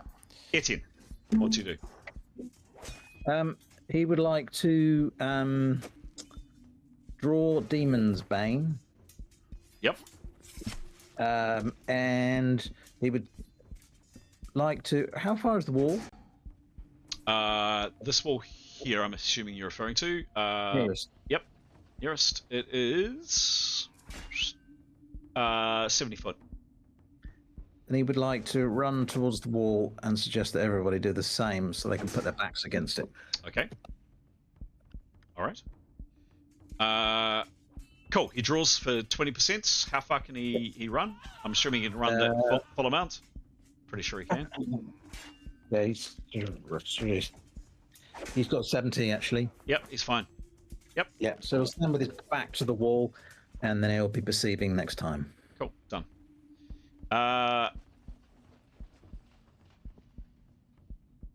Next to act is Tarquin. Tarquin, you've just seen Mithan come up and destroy this thing. Oh, and sorry, and your little balloon comes along. Whoops, comes along with you, Etienne.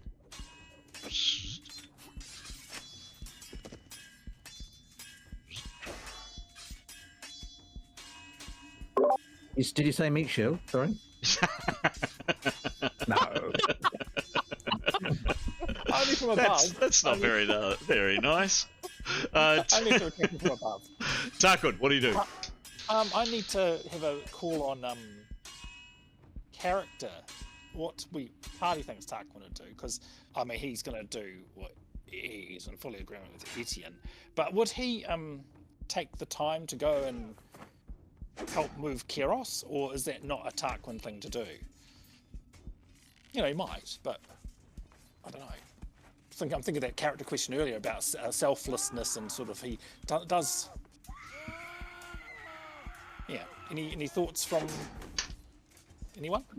Yeah, I'm sorry. I completely forgot, or otherwise Etienne definitely would have done. Well, I think he probably would. Yes. You think it would? All right. Yeah.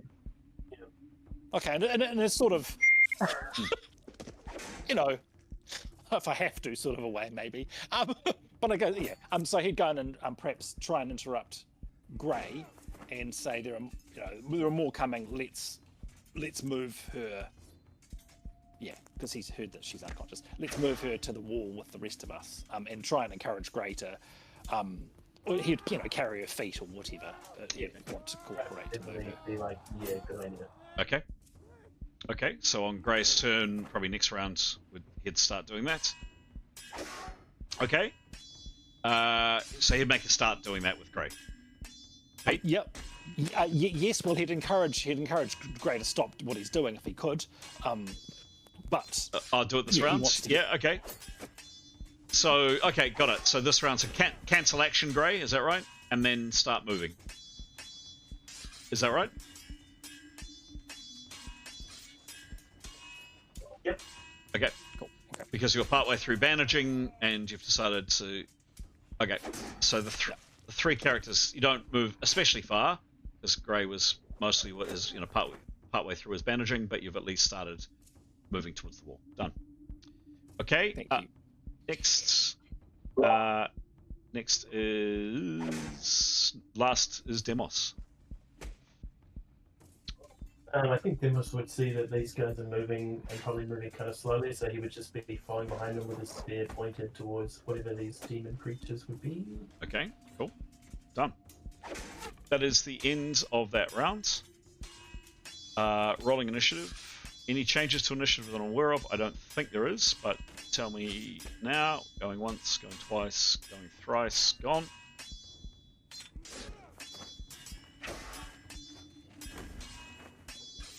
Neathanel, first to act. You perceived quite well last round. And, well, yeah, what do you do now? Rinse and repeat, I think. Okay, great. Yeah, so she's preparing and she'd like to... Oh, lost you there, Graham? It's Graham's phone playing silly buggers as well, perhaps. Ambience is hourly switch to the other Yeah, device. I think it is. I think that's exactly what it is, Pete. Oh, at least we know. Yeah. Yes, indeed. Give him a second. Hello, can you hear? Yes. Sorry. I'm in there every hour. Yes, we were just saying. Pete literally just said it was Graham's hourly change of phone. So yes, all good. My voice I'm talking, isn't it? Yes, rinse and repeat. She'd Cool. like to... She'd like to attempt to hold perception of, so she wants to try and follow their course, if that makes sense. Yeah, and having a look and listen around, but hold their course. Is that the plan? Yep. Okay. And prepare. And prepare. Cool. Give me a perception roll, please. 92 and 86. Plus 86. Cool.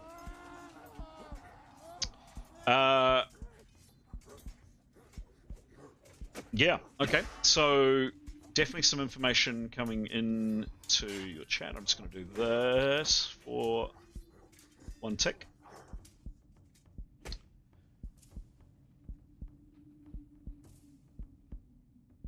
One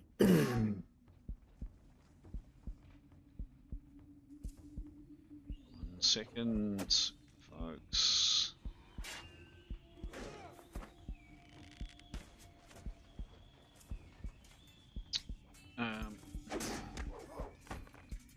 All right. Coming into Neathanel's channel in a second once I find it. And I need to change view, don't I? I need to go to... Damn it.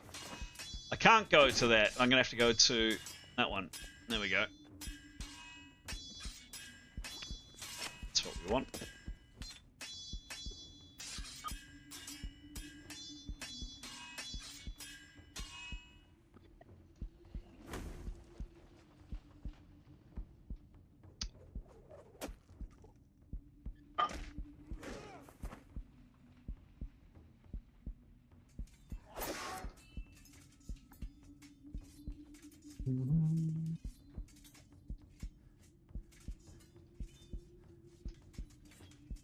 MC Chance is typing.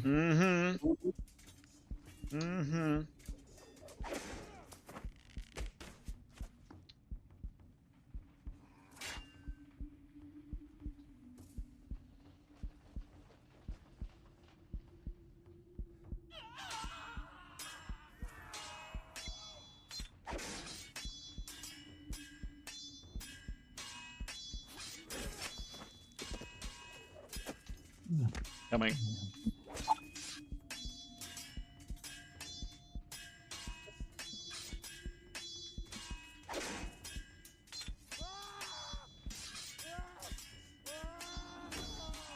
Oops.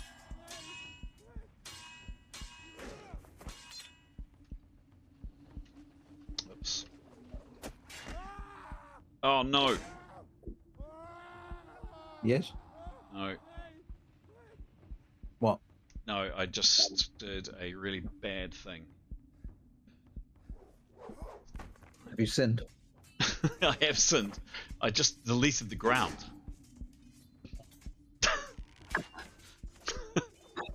Didn't even know that was possible, did you? No.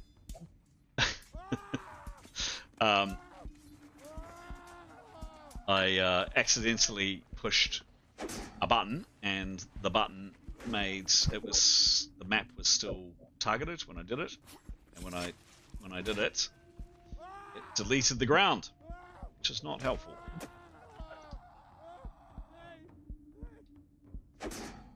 Okay, that's better.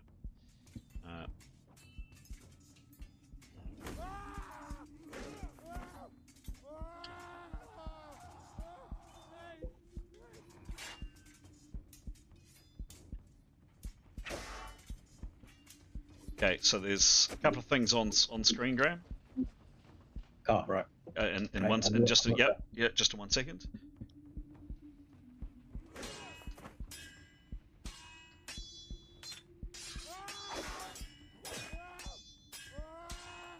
Okay, clicking go into your chat now.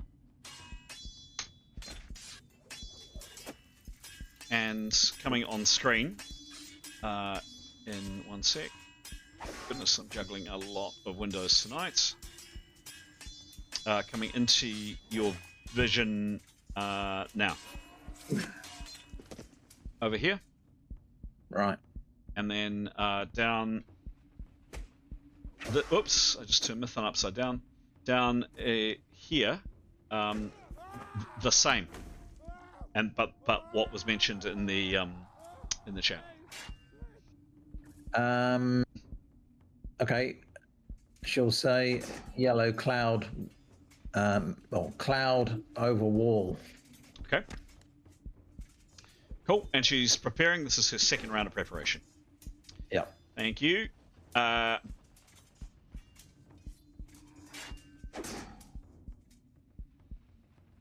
Gray, you are currently helping with Tarquin's kind assistance, moving Kiros's body. Anything else you're doing this round? What's your plan this round? No, his plan is just to get infantry, move the wall everywhere, and Cool. then ready to parry. Cool. Done. Yep. Mython. Mython wants to move to the wall. Okay. Pick up her bow and arrow if she can on the way, I believe. You tell me if she's got the distance. Yeah. Yeah, 30% to do that. Lovely. Yes. And what was the distance to the wall? Sorry. 70. 70. Oh yeah, she'll be able to do that. With a bit of a run. Yeah, and if hang on, so 70.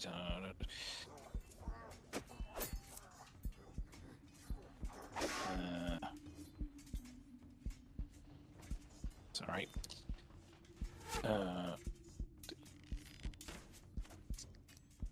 Oh, yep. Oh. Oh, what am I doing? Sorry.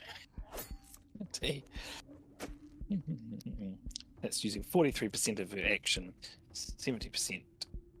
No, so she doesn't have activity. Oh, she'll do 10% perception if she can. Looking. So yes, so she does have the activity to be able to do that. 30% to pick up her thing. 40% to 43% to move. Where does she go to? Oh, just right next to Etienne. Sorry. Okay. Yep. So she's still armed with her sword, but she's picked up her bow, so leans against the wall or whatever it requires. Yeah. And 10% down the way where she saw the other three near the dockyard, if she can spot them. Give me a roll, please. Keep eyes on. These. She's moved. She changed position, so that could affect. Yeah. Oh, 90. No way. 90. That's weird. 92. 92 Exactly the again. same. Yeah. Yeah. Plus, what's her roll? A bit of skill. 80. 88. 88. It is a bit misty as well, which I've been minusing. Cool. A little bit of information into Mithan's channel. Basically, sort of same as Neathel, she's aware this. Sorry if I can just say before I read that. She's aware other things perhaps will be coming, and she's wanted to keep an eye on them, so they're not as they approach if possible. Okay. That's your action done, unless you want to use 3 words. Okay. Yeah, she'll say, are they moving? Yeah. Okay. Are eyes moving? Okay. Question mark. Thanks.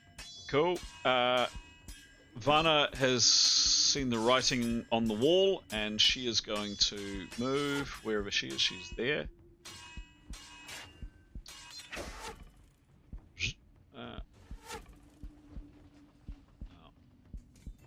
I'll move Vana later on. I'm not going to move her now. She moves over and joins you at the wall, a little bit lower down. Tarquin, Tarquin is helping carry 2 strong guys. Keros is pretty light, 70 foot. I'm going to say that's enough. Grey, Tarquin, and an inert Keros get to the wall. And with this round, you gently place Keros down on the ground. That's probably all the 3 of you can do. I'm not going to lie Keros down. She's lying down in between Tarquin and Grey, maybe. And that's good. Yep, that's definitely all of Grey's turn and Tarquin's turn that round. Next is Demos. Last is Demos, I believe. He was just following the guys, because they're That's right. trained at the demon things, and he's just gonna parry 100%. Where does he move? Where does he move to? He'd probably stand in front of the Kira. Oh, well, like next to the wall, but maybe next to Tarquin. Okay. Done. Okay. Fair out. That is the end of the round.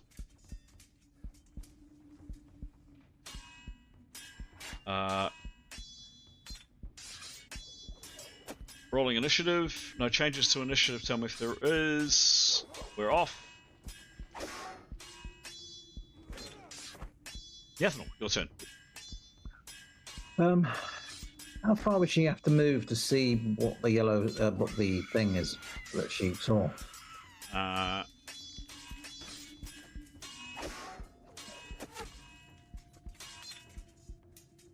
Oh, so sorry. That what I'm looking at there is that out? Is that that's not in the temple complex? Is it? That's outside the temple complex? Is it? Temple or temple? Whatever it is. Sorry, palace. Palace Sorry, complex. whatever. Yes. So the shipyards. You can just make out the ruined ships over here. Yeah. The palace is here. Something else going on. Well, I think she better have a quick peek. I guess she would. Can she? Hang on, so the preparing. It's preparing 90. Yes. I guess there's a few other people looking at the ones on the wall. Yeah, I guess she'll rise up a little bit so she can see what's going on. How high does she go? Just enough. She's visible. I know she's invisible. Yeah, no, definitely know she's invisible. Just have a little peek and yeah, just very slowly. If she sees anything significant, she'll pop back down again. So I can't remember what we said this wall was. If this wall is 12 foot. Yeah. Are we saying that's a 30-foot wall? Is that about right? Sure. Okay. So she is roughly slightly above the shorter of the walls. she could move up another 20 foot to be, call it 30 foot up. She can do that for. You're still wanting to prepare, is that right? Yeah, so she'll just move away as she can, and if it's looking a bit iffy, then she'll move back down again. So tell me what is 10% of her movement? So she can fly at 70%, so 7 foot. 75, I think. 75, yeah, 7.7, yeah. 7 foot. So she moves up to 8. 8 foot. Yeah, she moves up to there. Up to there. That's what she can see. Okay, that doesn't help then, obviously. No. She can see further into that yard. Any movement? No, not that she can see. Okay. Alright. So she's not perceiving this round, of course, because she's moving this round. I mean, she's looking around, but okay. Next is all other characters, of course, are completely unaware of anything over here. Well, I did, yeah. Apart from what I said. Oh, yeah. sorry, you did too. You did say something. Yep, you did. Distantly, inside the, well, certainly in this direction.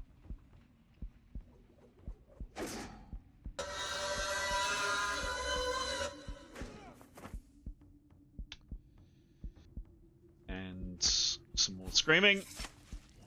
Next.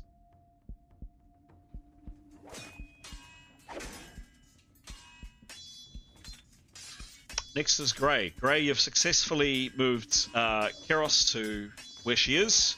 You've got your hand axe out, ready to parry. Whoops, and you've just flipped over. You're just standing on your head.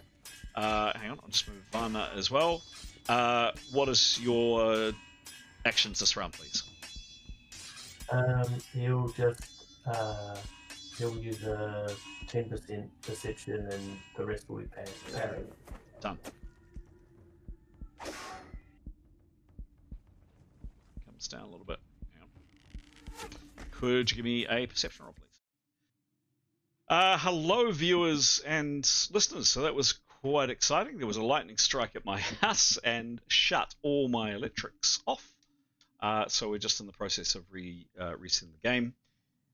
Grey, you had moved up to the wall and you just rolled a 44 on your perception. What is your perception skill, please? 49. 49, thank you.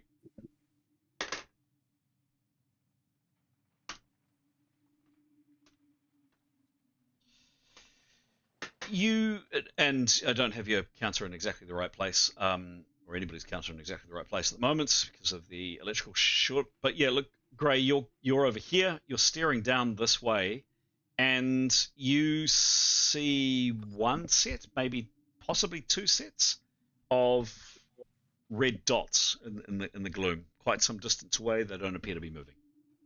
Could he just alert his team and kind of indicate where he saw them?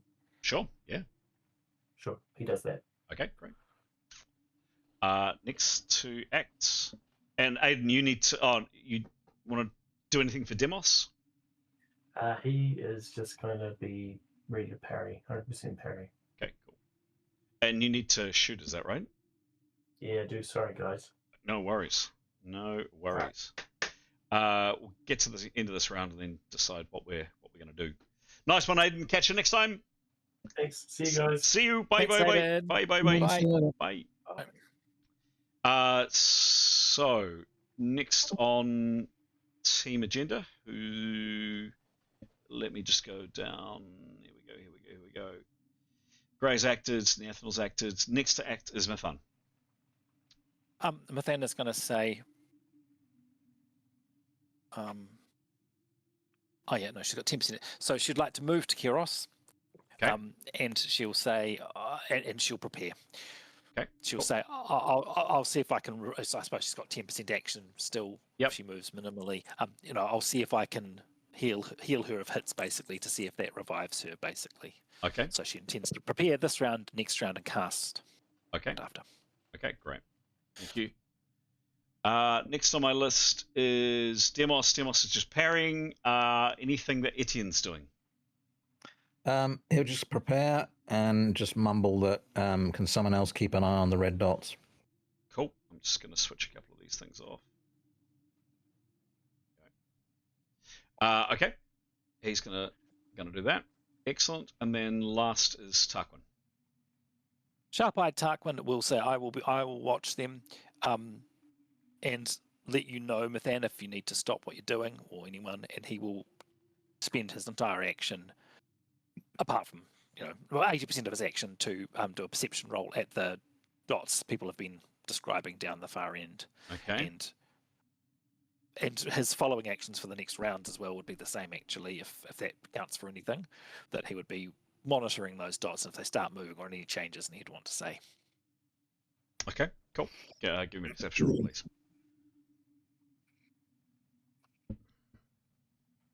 That's a 40. 40, thank you.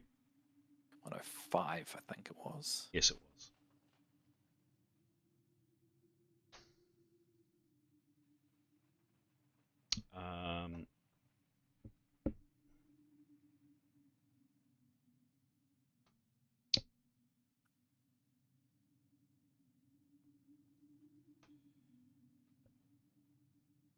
And he's spending additional time, Pete. Is that right? What He sure is. How much? Yep, please? so 30. Sorry, hang on. Another 50%. Cool. Thank you. Yeah, very, very hard to see. But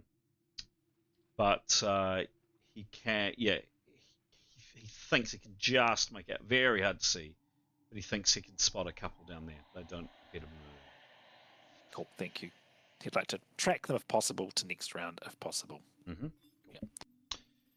And speaking of next round, Demos would be next to act, and he is parrying as discussed. Speaking of next round, we would now go into next round. And we're now down to 2 players tonight. So I think probably call it there, right? What do you think, guys? Well, I was going to say, more than happy to, but and Nathan was going to go off and have a little explore. Okay. So I don't have to do that now, but it might be an opportunity if you wanted to. Okay. Yeah. All right. Why don't we do that? Pete, are you And okay? then, Sorry. Make Pete stay here in the chat room. Yeah, no, I'll be in the chat room. No, Pete. No. Don't be silly. Well, no, I'd like to be here for the report back, so I can know what's happening and be thinking about it over the week. Or it depends where you want to do it, Chris, unless Pete just listens in and I promise to tell him everything. Nope. No. Doesn't work like that. Something. No. Or if well, okay, I'm happy to be in the chat room, no problem. If you don't think that's going to work, then if you wouldn't mind posting Graham a quick, if you go and come back, unscathed and be able to report to the party. You're welcome to speak. You're welcome to hang out in the chat room. It's just that you're all by yourself. But if you're happy with that, yeah. No, I've probably got another game I can play, like a computer game, or I can actually add my XP and do a new XP sheet. So yeah, let me just I'll just be doing whatever I do. There's no pressure from me. Okay, cool. All right, sounds good. Speaking of XP, guys, I'm aware that I'm well and truly behind. So I need to do that along with a whole bunch of other things. Okay, cool, Pete. Jump into chat room 1 and Graham. Oh, before you go, you may hear a disembodied voice saying, "Back to Palace." Okay, roger that. Cool. Okay. Back in bowl. Yeah. What do you do, Ethel? So, she's gonna. I think she's had about 4 minutes flying, by my estimate. Okay. So she's got 6 minutes left. Okay. So she's going to go for a bit of a fly, if that's all right. Yeah, sure. She's a bit worried about that cloud. Mm-hmm. So she's going to fly along that. I think she might have a little peek over the wall, All right. just with the top of her head. Obviously, she's invisible, but Yes, nonetheless. yes. So she's just on the way to the palace. Well, that's actually the opposite direction of the palace. But Okay, all right. so your companions are there. Yep. So the shipyard's over here. Got it. Your companions are here. Palace is here. She'll have a little peek, but just with a little top of her head, a quick look, and then down again. Okay. Okay. As she goes to here, let's see what she can see. We'll go on to Neathnal. Whoops. She's gone into the wall. We'll go into Neathnal Cam. Neathnal Cam. There we go. Boom. Now. There you go. So peeks over the wall. I'm probably being a little bit generous with. Yeah. So she moves a little bit up. Give me a perception roll, please. Okay. I need to quickly plug in. 55 plus 86. Okay.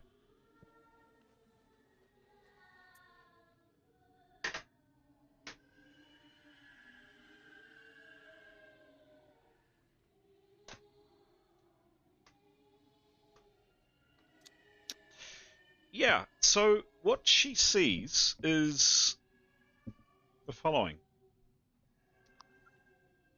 This cloud of evil colored yellowish greenish smoke, and it's hovering directly over three figures, and you can actually see the tops of. She's not quite up high enough where she is.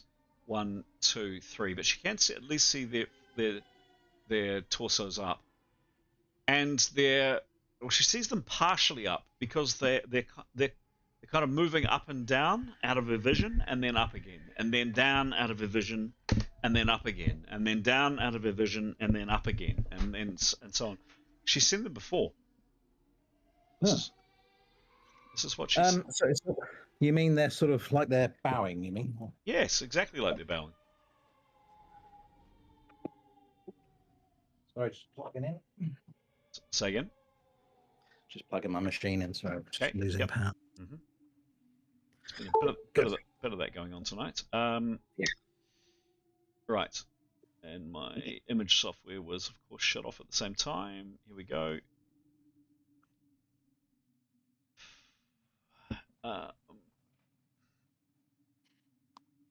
So that cloud is actually not coming out of that building; it's above their head. Correct. Directly above their head. All right. And just appearing above their head, kind of churning, evil kind of looking, yellowish green, yellow probably, quite unpleasant.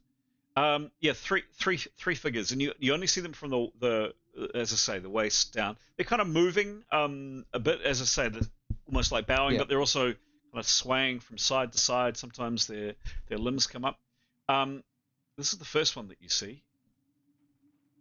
Oh, bloody hell. That's one of the figures. Yep. Second one you see looks like that. And then critically, the last one you see looks like that.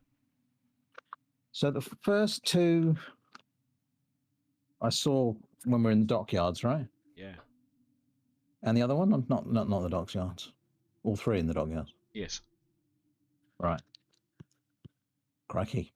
So something big's coming. Okay. All right. Well, I'm going to have a quick look what's going on in the palace. GM might need to do a little bit of stuff. Just hold fire. Cool. That was quite a delay, I'm afraid, but there was quite a lot to set up. Okay. Tell me what she does, please. Right. Yeah. So she'll sort of fly back over the palace. Actually, sorry, she doesn't want to be seen by those demons, so she'll fly. Yeah, she'll fly at that level, but she still intends to go into the top of the courtyard, if you see what I mean. So she'll fly laterally. So how, just to check, Mm. how high is she going? Well, I guess.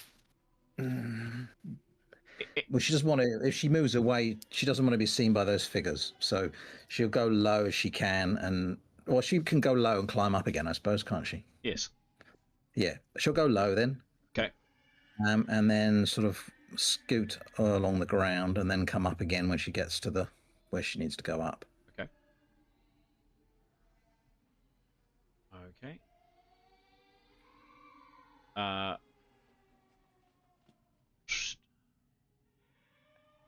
So she comes in here, and this, obviously this is covered, except for this area here with the mosaic. This is your third time of going in through here. Yep. Where do you land? So she can't obviously see anything in the courtyard. Nothing in the courtyard she can see. She won't actually land. The nearest corner to her bottom left of screen. She'll just drop down there in the corner. Yep. And while she does that, just listen. Here. Yeah, in the corner, away from the arches. Okay. So she comes down, and I might risk taking a counter off. There we go. Cool. So, could you please give me a perception roll?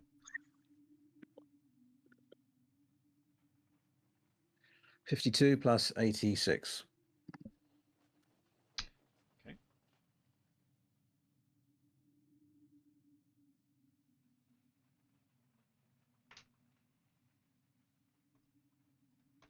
Okay. Okay. So several things. First thing she notices, she wouldn't need a perception roll for it, is a light source.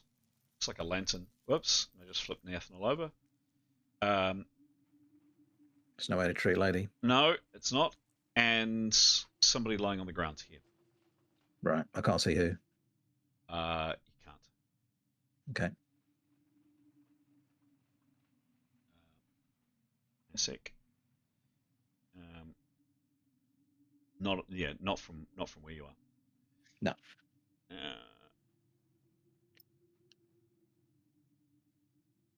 1 second.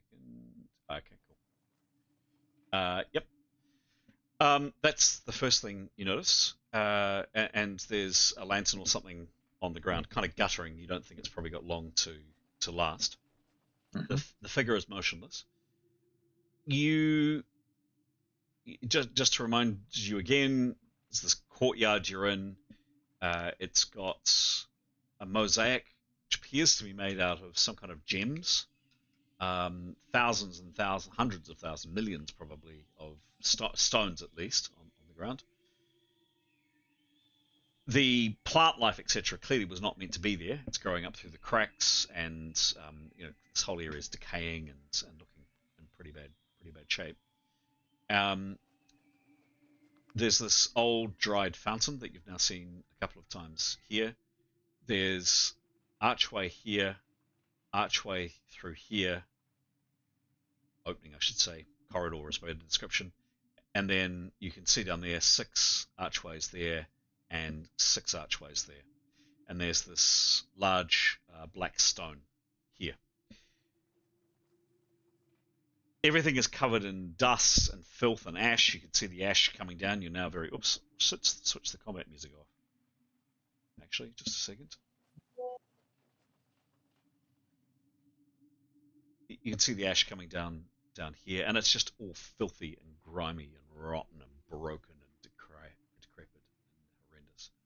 She's by this low wall, and you can see bits of stone and plant life kind of crawling its way through the cracks, sickly broken, yellow, weedy, disgusting-looking plants. And then she thinks she might have heard some noise, a couple of low voices, perhaps, scuff of a footstep or something from this direction. In kind of an outside echo to it, or inside? Which would you think? No idea. Okay. Okay. Well, she'll shift forward and just put perceiving the courtyard, and then she'll just have a quick look in the left-hand arch. Yeah. Looking in the direction of where she saw the guards and everyone before. Now she is flying. She's not walking, I know, but just for simplicity's sake, I'm going to move her counter. Whoops, and I'm going to keep doing that, aren't I? Okay. Where's my module? I had my module set up before the power went out. Just a second.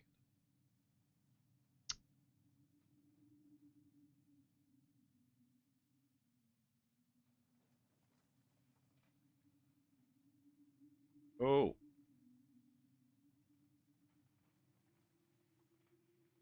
Yeah, so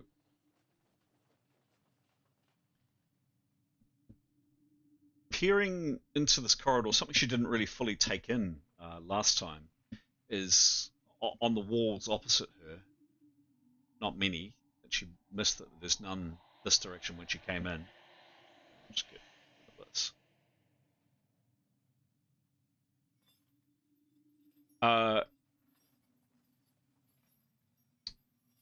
Gilt portrait frames.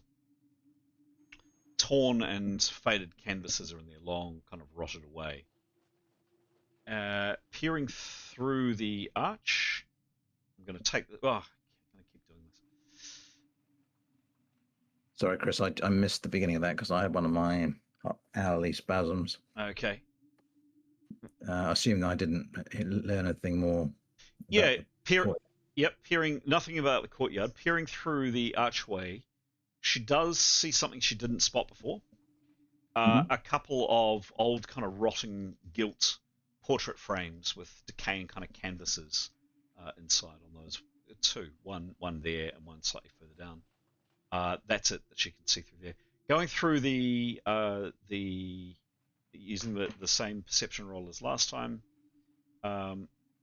she peers in, and she can see through here wooden tables lying overturned, etc. through there. You think that probably was where you saw people previously.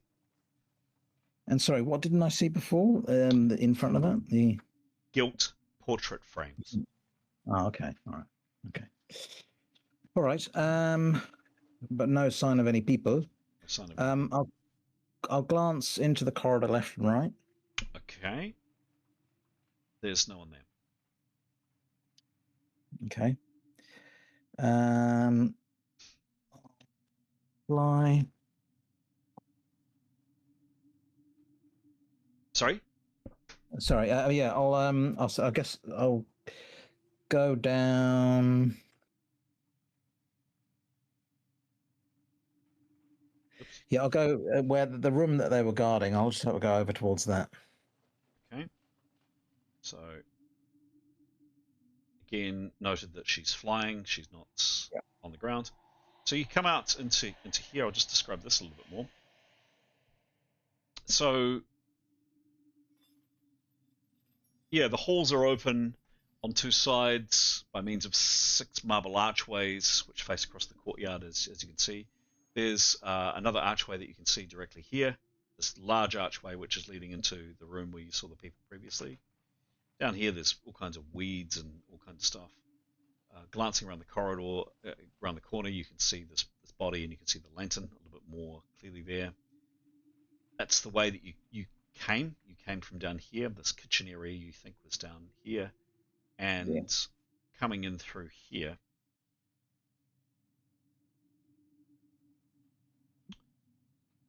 You peer into this room. Wooden tables lie overturned with their benches in this lengthy hall. dozens. There's lots scattered around of pewter plates and silver eating utensils are scattered on the floor, while others rest on tables. Yes. What do you do? Yes. So yeah, just a quick glance to make sure there's nothing actually in that room. I don't know if I can see everything. Yeah. So she peers inside. So a little bit more information.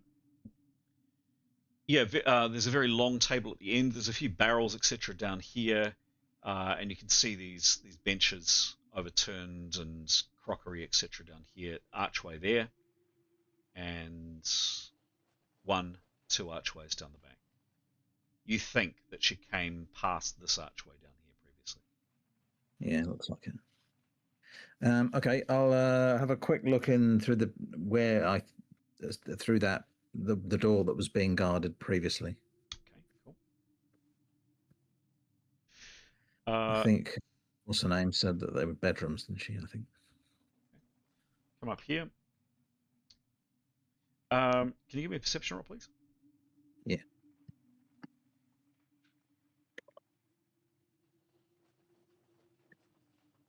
19 plus 86.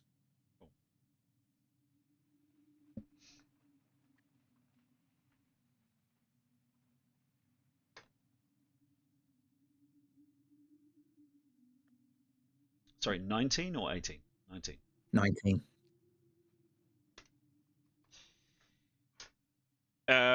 Okay. You notice on the grounds some bloodstains. Right.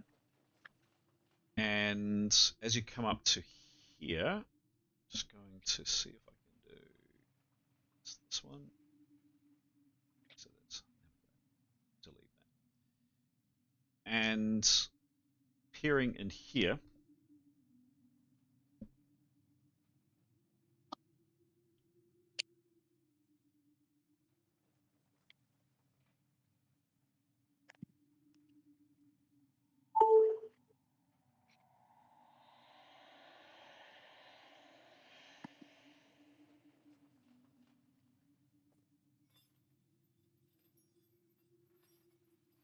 everything organized before.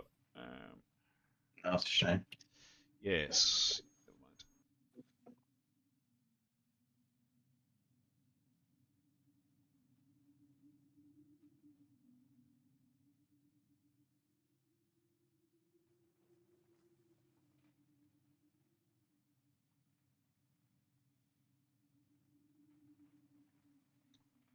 Goodness me, where is what I'm looking for?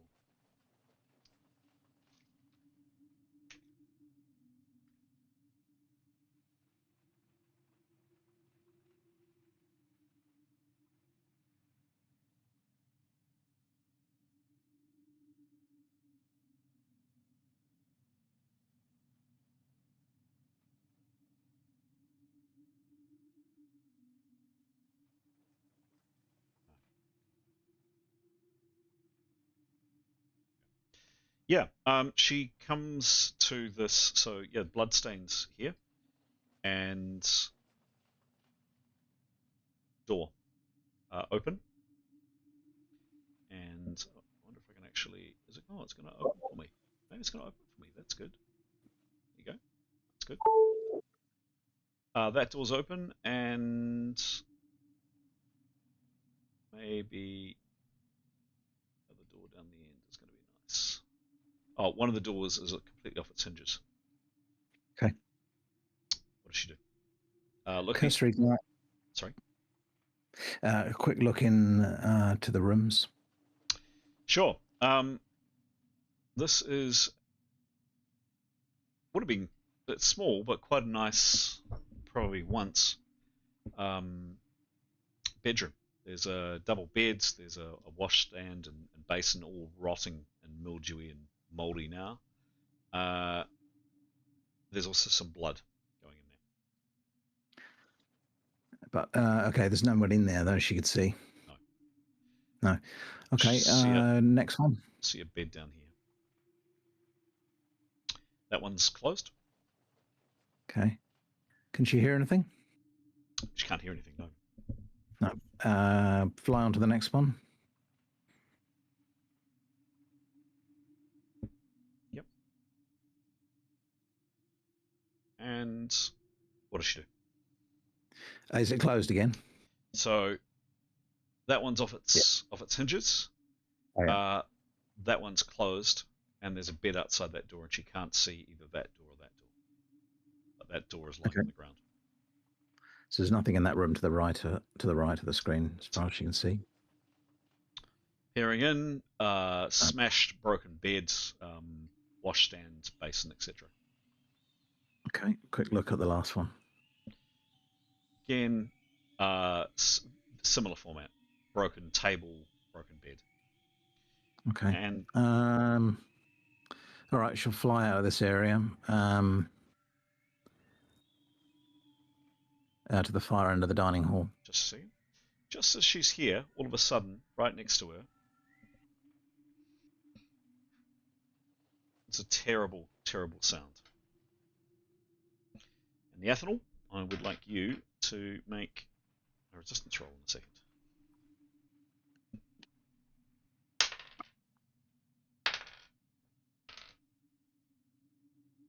It's actually not probably, it was a lot louder than that. I didn't hear anything, actually. Should have heard that. I don't think the sound's working. Oh, the sound's not working? I can't hear anything, no. I was hearing your previous noises, but I can't hear anything at the moment if there's music going. So you can't hear the sound effects in the background either? No, just your voice. Oh, that's unfortunate. So I wonder if the recording is picking this. No, the recording's not picking this up. Of course not. It's annoying because I am rushed and I didn't do the thing. Hang on, you can hear it. Just a second. It's user error in this case. You can hear it now. Oh, it's Kanku. Yeah, right, got it. I can hear a... Yes, I can. Okay. So right now, you hear right next to you.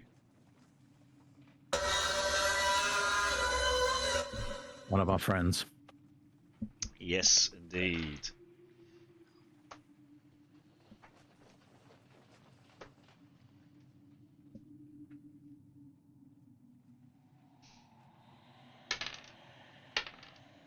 Okay. Nyathal, what level are you, please? 11. 11.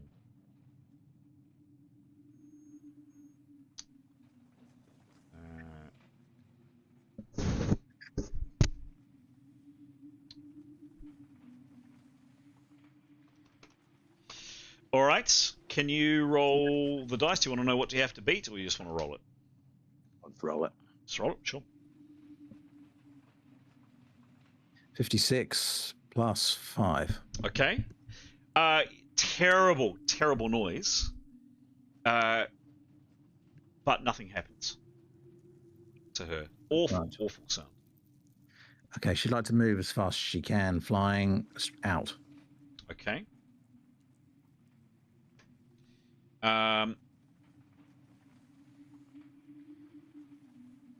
As she does so, there's one attack on her. Fully appreciate she's invisible. Fully appreciate she's invisible.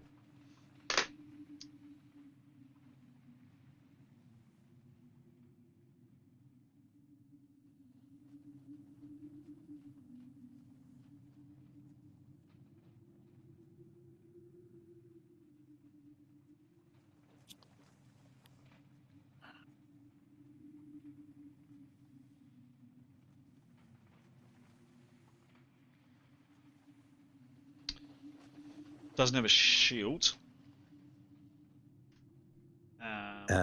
She has a target shield. Yeah, but she's got no idea where She's not using. No. I'm just saying she has a target shield. Glancing, just as she was moving, slash out of the dark, out of the blackness. 10 in an A. I'm going to roll the crit in the open.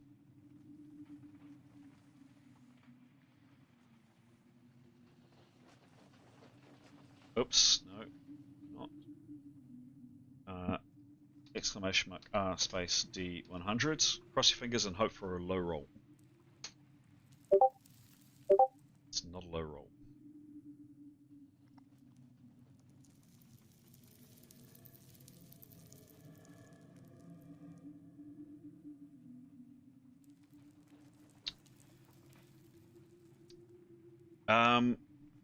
Slash to foe's side.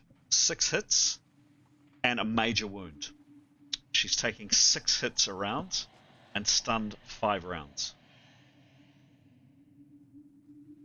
That's a problem, isn't it? Wee bit. Do we want to call it there tonight? So she can't do anything. Yep. She can't continue to fly or anything. So you can stunned. For this number of rounds, the target may not attack. They may only parry with half their offensive bonus. Normal DB due to quickness, shield, etc. is not affected. The only other actions allowed are movement and maneuver, both modified by -50. So she can move at half her rate, so she can fly at 35 or whatever. All right. Well, she'll keep doing that. Okay. All right.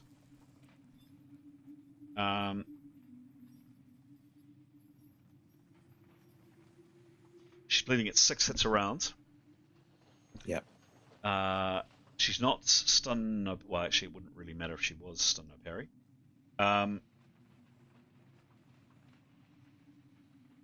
If she could put a hand on that wound, she will. Yep. Where did I say the wound was? Did you hear? Side, you said. Did I? Okay. Yep. She can stem 1 hit. Okay. By the way, she is at -13, and all of these rolls that we've just been doing for her, we should have been doing at -13. Yeah, sorry. 13. Yeah. Okay. Okay. We will go into rounds. So, do we want to leave it there? Do you want to play on? I'm conscious that it's 10, but I'm happy to keep going. Well, she just wants to get out of there, really. Just wants to keep moving in out into the direction of the courtyard and out. Sure. Sure. Yeah. Okay. At 35 foot around. Yep.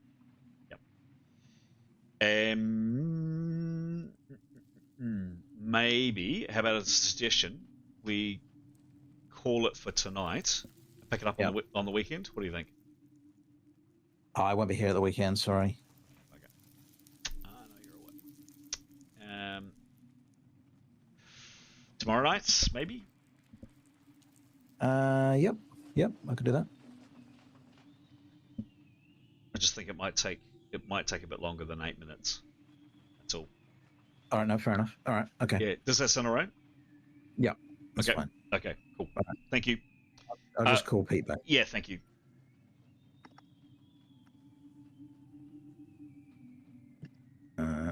No, I can't. Is he there? What's the matter? Hang on. You right?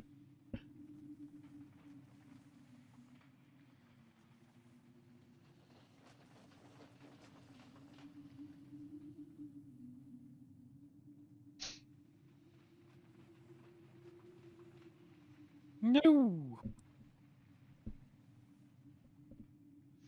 Hello, Pete. Hey there. Get my video on. Hello. Let's wrap for tonight, Pete. No sign of neathanol, I'm afraid. Okay.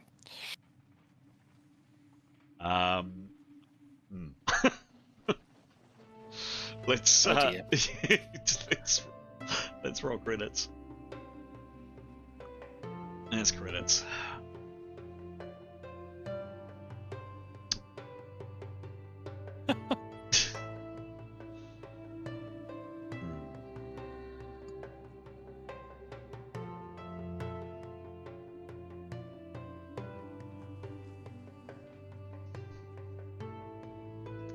Stunned silence from all.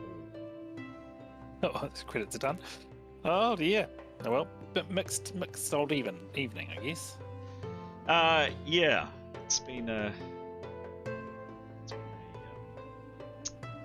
interesting one.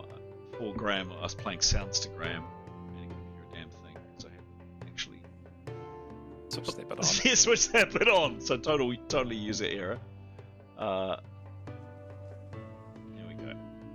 End of session 166.